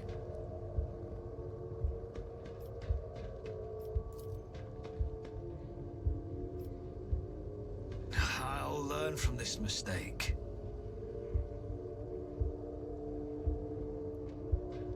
Okay, anything else to search? Just as I planned. Skin patch. Remove 1 trauma. Oh, okay.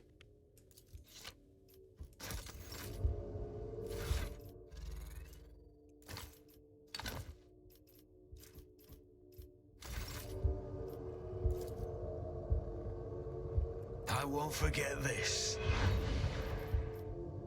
Did I remove 1?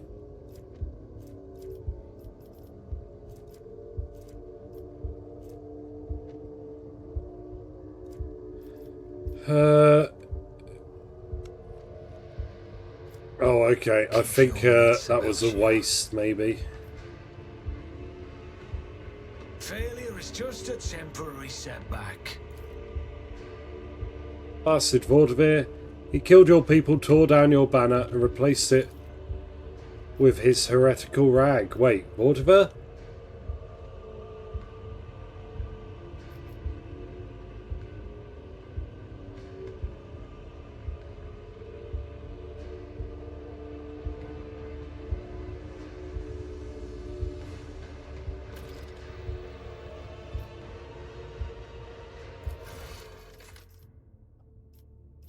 Okay, find a way to escape Cormorant. Yeah.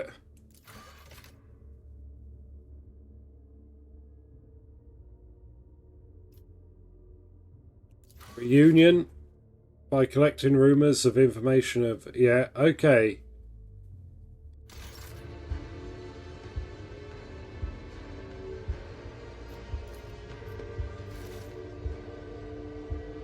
Your wounds barely hurt at all and your body feels surprisingly light. That doesn't sound great.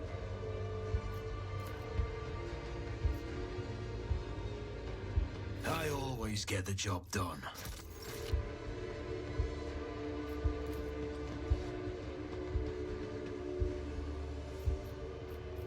I won't let it define me.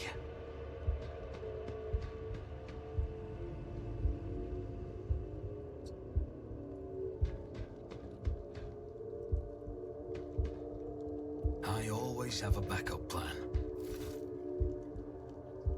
Wounds barely hurt at all and your body feels surprisingly light. Okay, but I want to talk to this guy. Don't hurt me. I've got nothing for you to take. Okay, that's fine. My options open.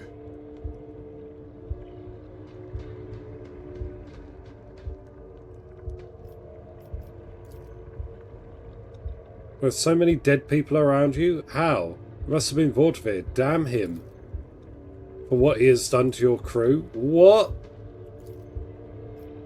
In a pleasant voice, a strange device invites you to put a hand in the depths of the pressurized activation button. Wait, why is there a bunch of guys hanging on to it?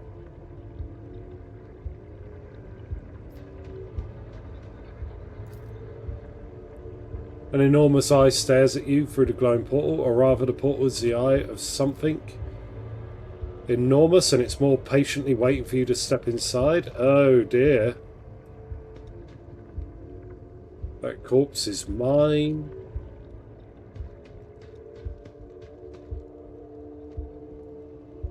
Always keep your eye on the prize.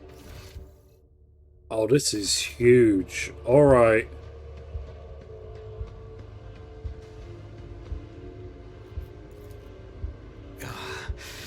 I'll make sure to return the favor one day. Skin patch didn't do anything. Perhaps I'm supposed to save it, but if I find a companion.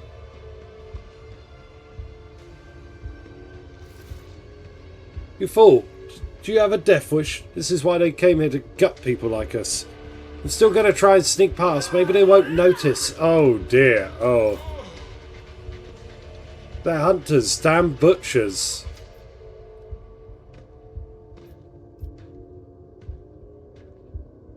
Oh dear. Okay. Failure is just a temporary setback. He gave me another fresh injury.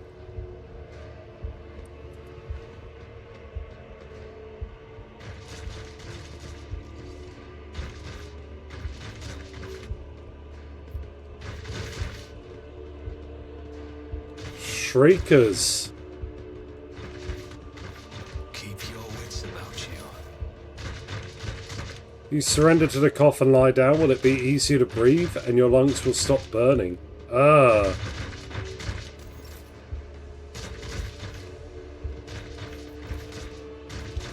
Barking of weapons discharged becomes Theodora's disapproving grumble. Do you consider that in the face of a rogue trader? Your Your brave enforcers spend their every waking moment training. After all, Vortivir could return at any moment and try to take over your ship again. To the pit? Hold on. I always have a backup plan.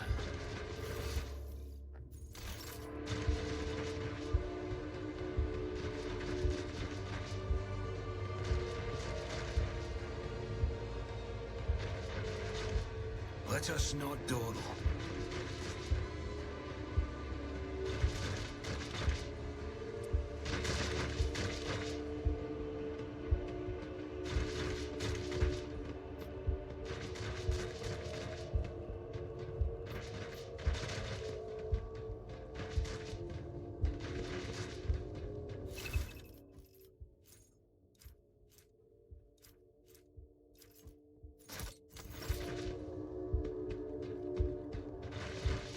Always keep your eye on the prize.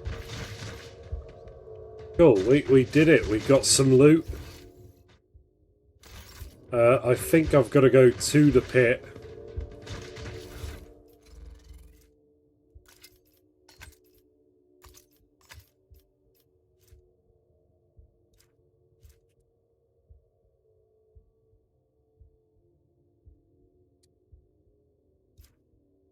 So I've got grenades, and yeah, let's go. Let's go to the pit.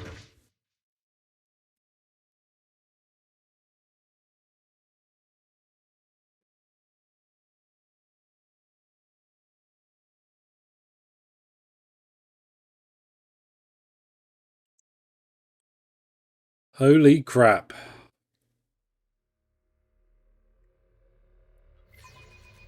What are we going to find here? Am I feeling a little better? I'm not. What are shriekers? Your wounds barely hurt at all. Your body feels surprisingly light. I hate it. Stop telling me this. Mass deserves credit for giving us something to do other than count the hours until our deaths. Oh.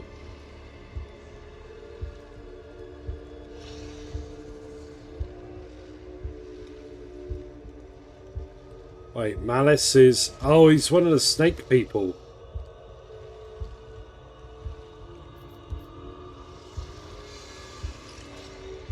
I always keep my options open. Shut up. It's your initiation. The Shriekers don't let weaklings in. Oh dear. Some initiation. That poor sod is hilarious.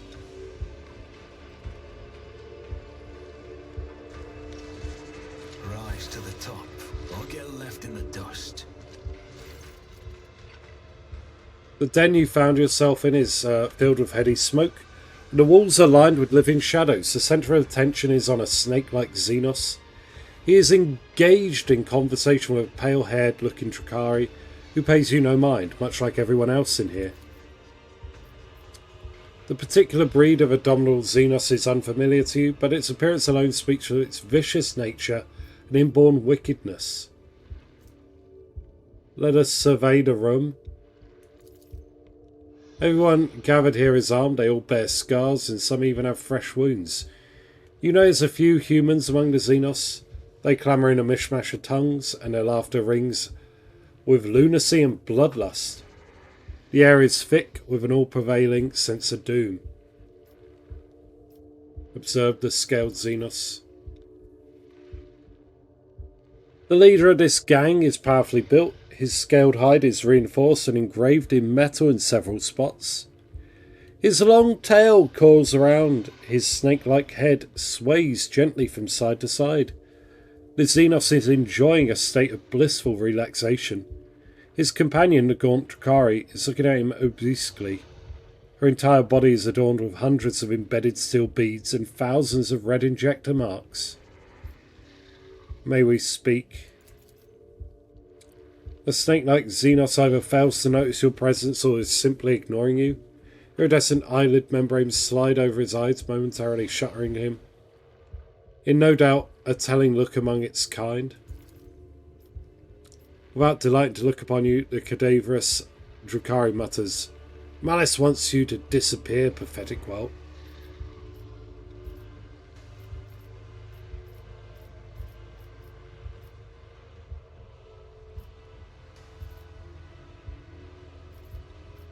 Hurry away, step away.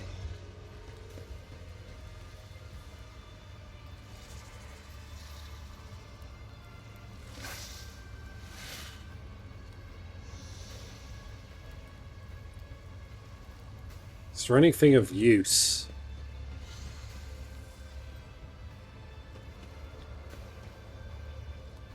Beggars. Examine the the gladiator's wounds. I won't let it define me. A gruesome blow has caved in the gladiator's skull, but amazingly he's still alive. Oh, that was a failed test. I always have a backup plan. Alright, let's try and fix the machine over here. Success is the only outcome I accept. The Omnissiah's power is such that his tech legionaries subdue even the twisted spirit of the Xenos machine and force it to operate. What does this do then?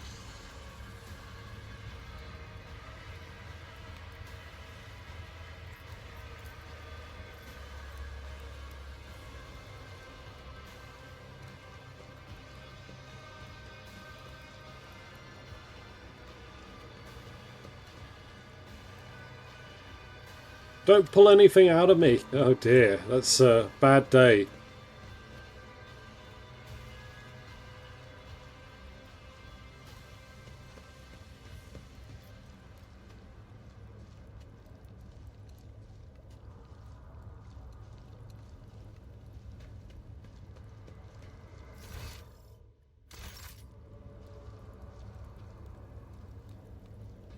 Okay, is this to extend a bridge or something?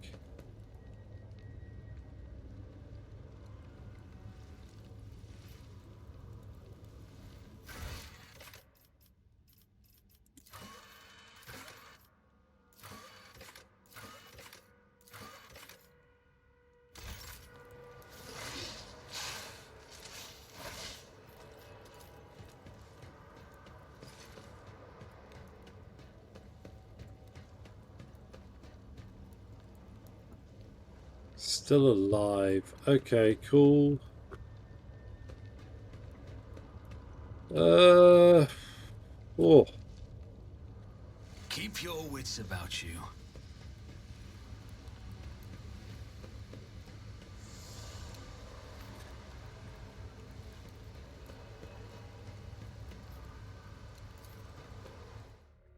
Right, I don't think I want to deal with them.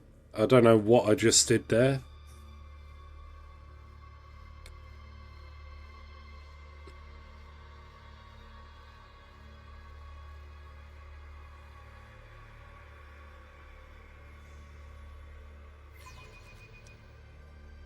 But hopefully that won't mean anything too big.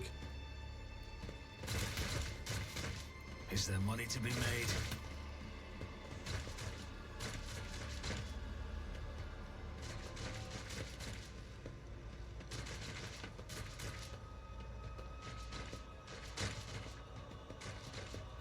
I always keep my options open.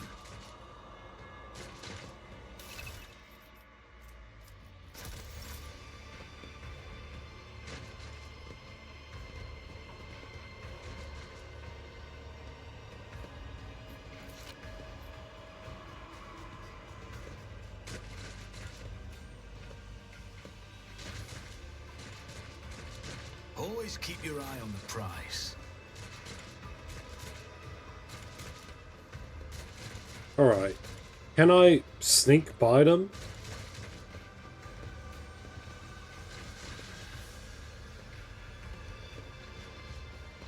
Rise to the top, or get left in the dust. Oh, there is no way past them? Is that... Oh my god, how do I get this to work? Uh-oh. I will wipe your disgusting presence out of of existence. You'll suffer exquisitely. Alright, well, I got some grenades. Who if not me? I'm gonna use the stim.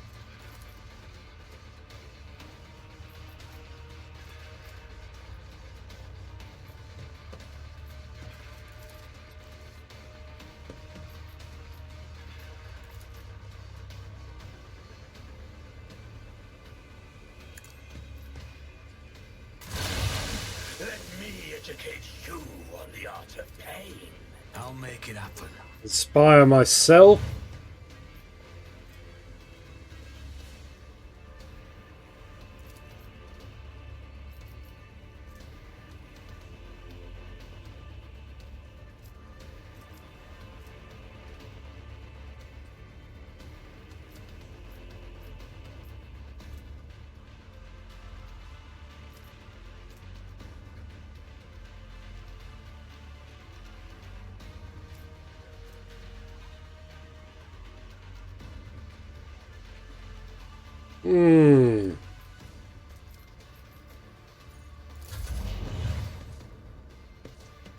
This is rough.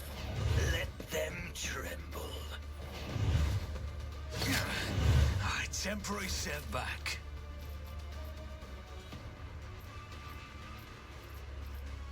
On it.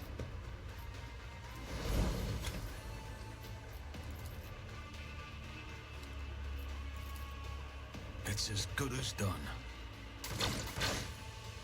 God damn. Okay.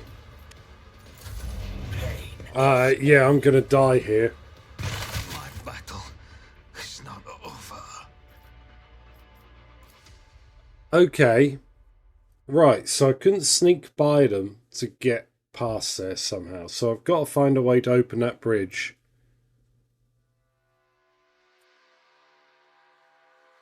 Or I'm going to have to make a deal with the snake.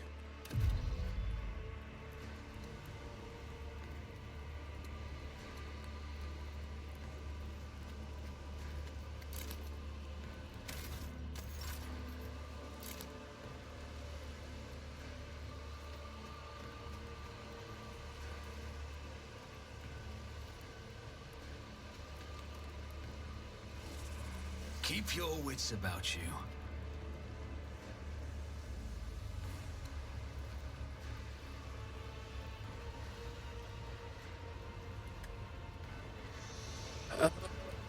I hate...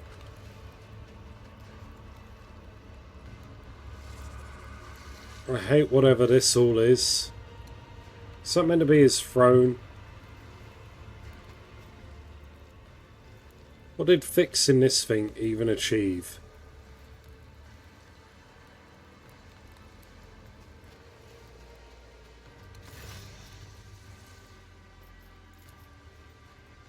The Xenos is clearly more comfortable now. The sleepy taper induced by the low temperature has been replaced by the languid ease of an undisputed leader in his element.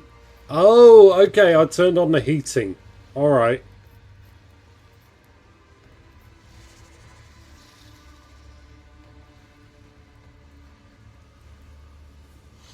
The convector has been repaired. Help me. Why should I? The convector's fixed already. What's the point of me helping you? The little strength you had left in your body has run out. You collapse to the floor, and darkness that nearly extinguished your mind permanently envelops your vision once more. Though the drumbeat of your heart, you hear Malice's voice somewhere far away. Fine, patch up the humanling. He's proven more useful than the rest of you put together. Oh, thank God. Okay. That's what it took, I guess.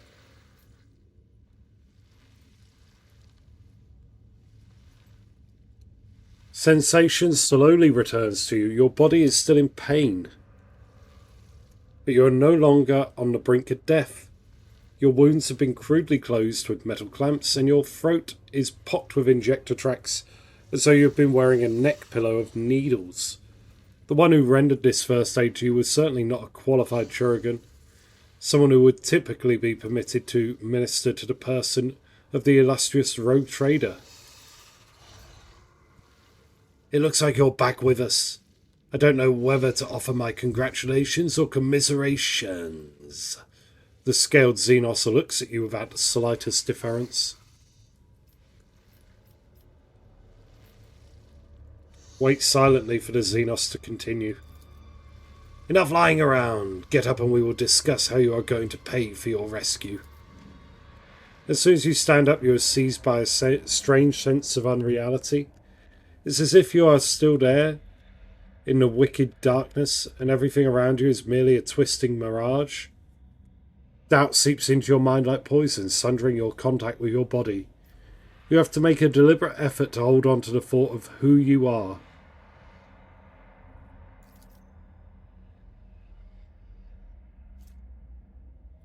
A dying parasite in the rogue trader's body that is poisoning his mind with its hallucinogenic toxin? Oh no! What? Is your mind maggot giving you trouble? I saw it latch onto your spinal cord when you were being patched up. A fat, well-fed grub it was, with lots of teeth. It's dying now. They have a short lifespan, and that means its poison is especially toxic. You will lose touch with reality from time to time, and when the mind maggot dies, the final dose of poison will make you think your body is not your body at all, and then your heart will stop beating. Oh, God! Horrific. I could have pulled that thing out of you, of course, but I thought, why should I? Consider a guarantee of your gratitude towards me. When you've earned your healing, I'll release you from it. The lipless mouth stretches into a bloodthirsty grin. Or you can reject my generous offer and look for help elsewhere. Have you heard about that humanling that's always hanging around a gate to anatomical opera, gasping for breath and begging for a homunculus to save her? She can't breathe normally. Even the way she says her name is funny. As if she's about to suffocate.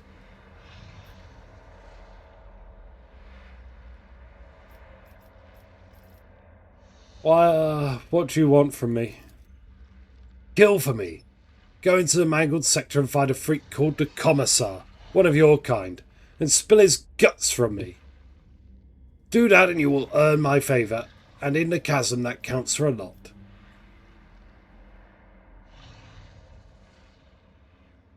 Who is this Commissar? Prisoner under Drakari who thinks too highly of himself.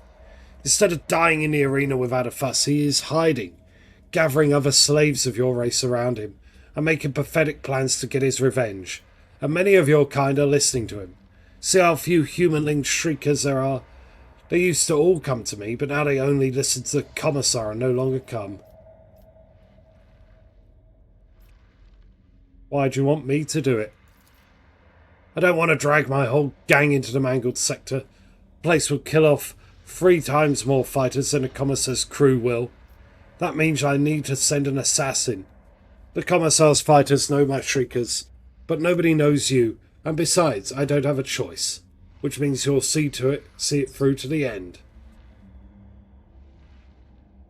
I'm going to need a more serious weapon. Prove that you're useful first. Do this and Malice will see to it that you have some decent toys to play with. But not before. In the meantime, you can pick up something out of that junk pile. Okay.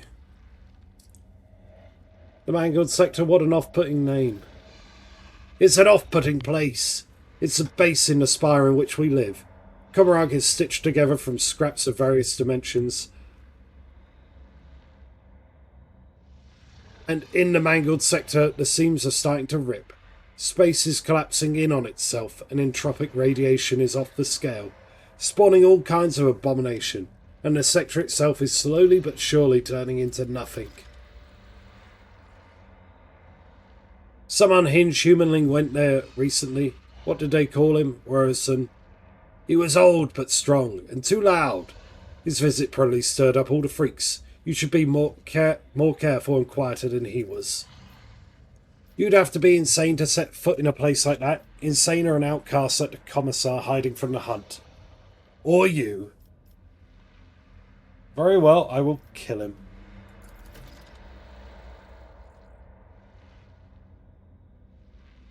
Bring me his head. In exchange, I will share my toys with you. They make surviving in the Comarag possible. Okay. I don't think I'm really going to do it.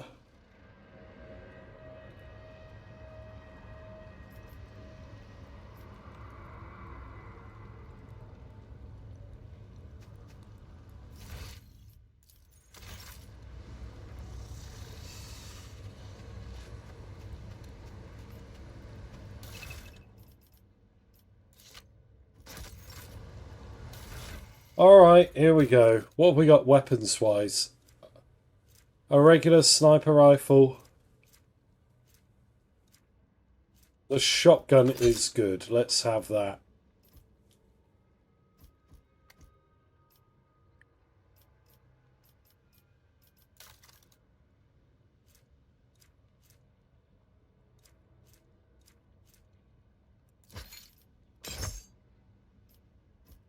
Scrap chainmail. Oh, beautiful.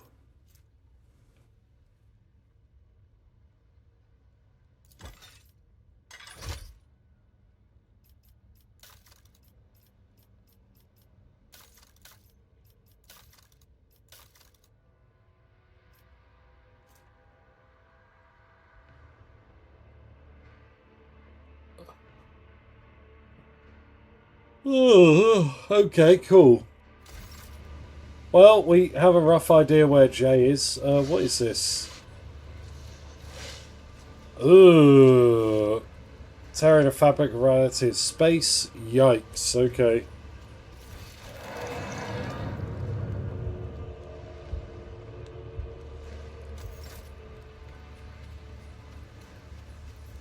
Is there money to be made? Back to the chasm.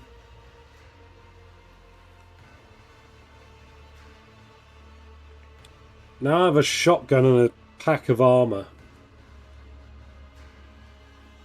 I've got a lead on Abelard and I've got a lead on Jay.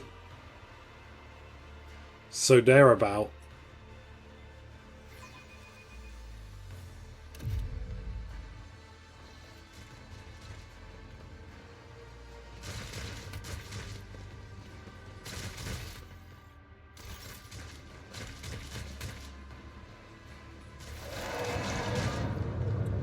Yeah, searing pain. Good, yeah, great, thank you.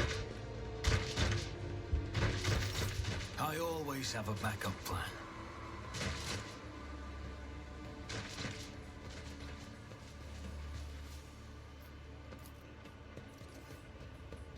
I'll learn from this mistake. No idea.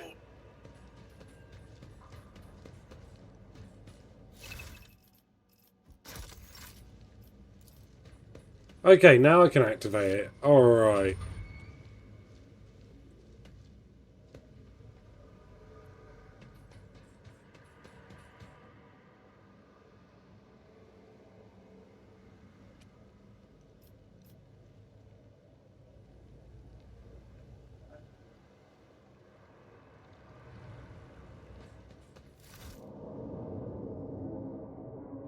Yeah, my skull bursts into flames. Yeah, that's fine. Yep. Well, it's not fine, but here we go. Crushed one. What is that? Where is Jay? Is she around here?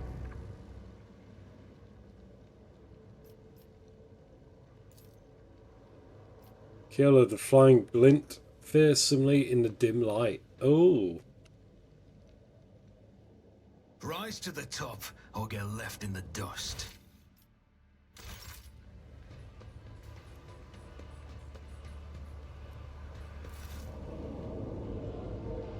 Unreality rolls in, breaking the connection between body and mind.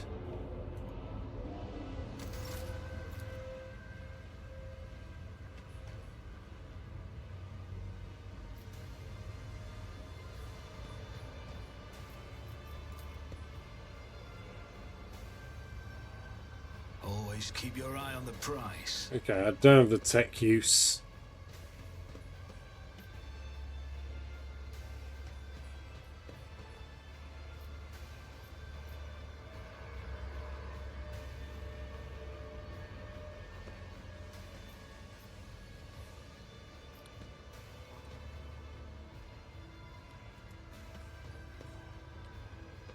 Not this way, meat.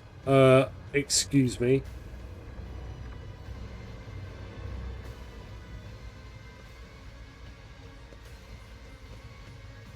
Is that where I start out? It was. Okay.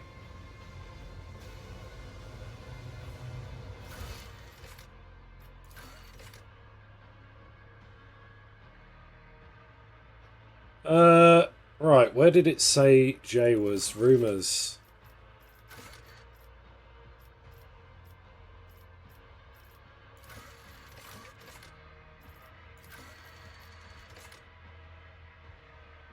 Okay, cool, that's all fine.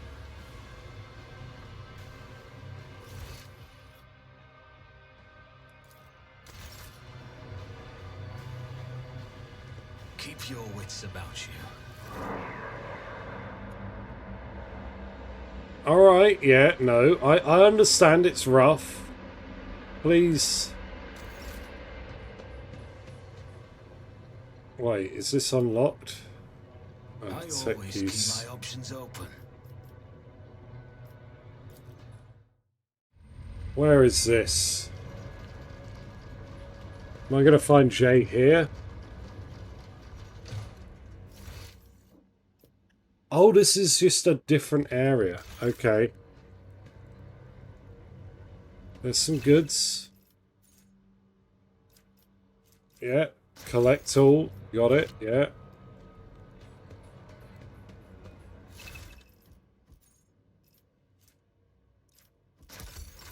Is there money to be made?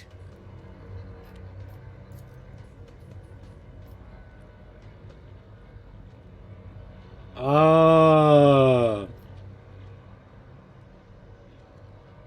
So that leads to the mangled sector.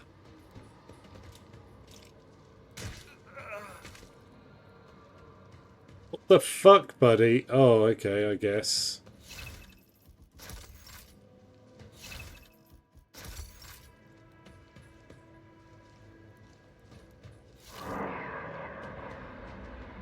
So yeah, not a pleasant place to be, but you know, I've got a shotgun, got some armor.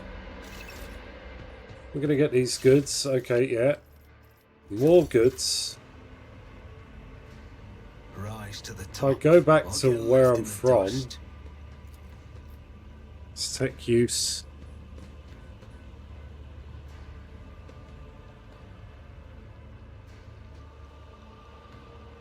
I always have a backup plan.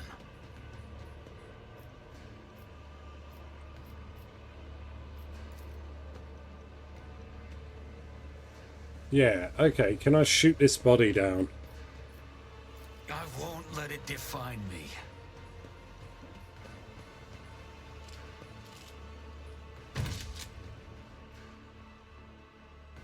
Hey! Okay, where's he gone? Wait, where did that body end up?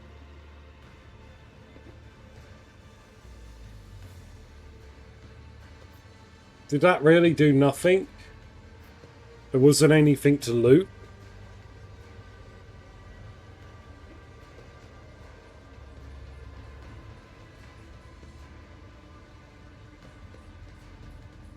I always keep my options open.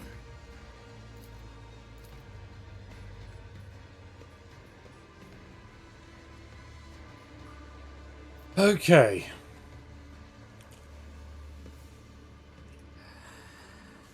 Well, let's have a look. Lift to the mangled sector. To the anatomical opera. Can't remember where it said Jay was. I think I'm going to save it up here now. Next time we'll explore this fully next week.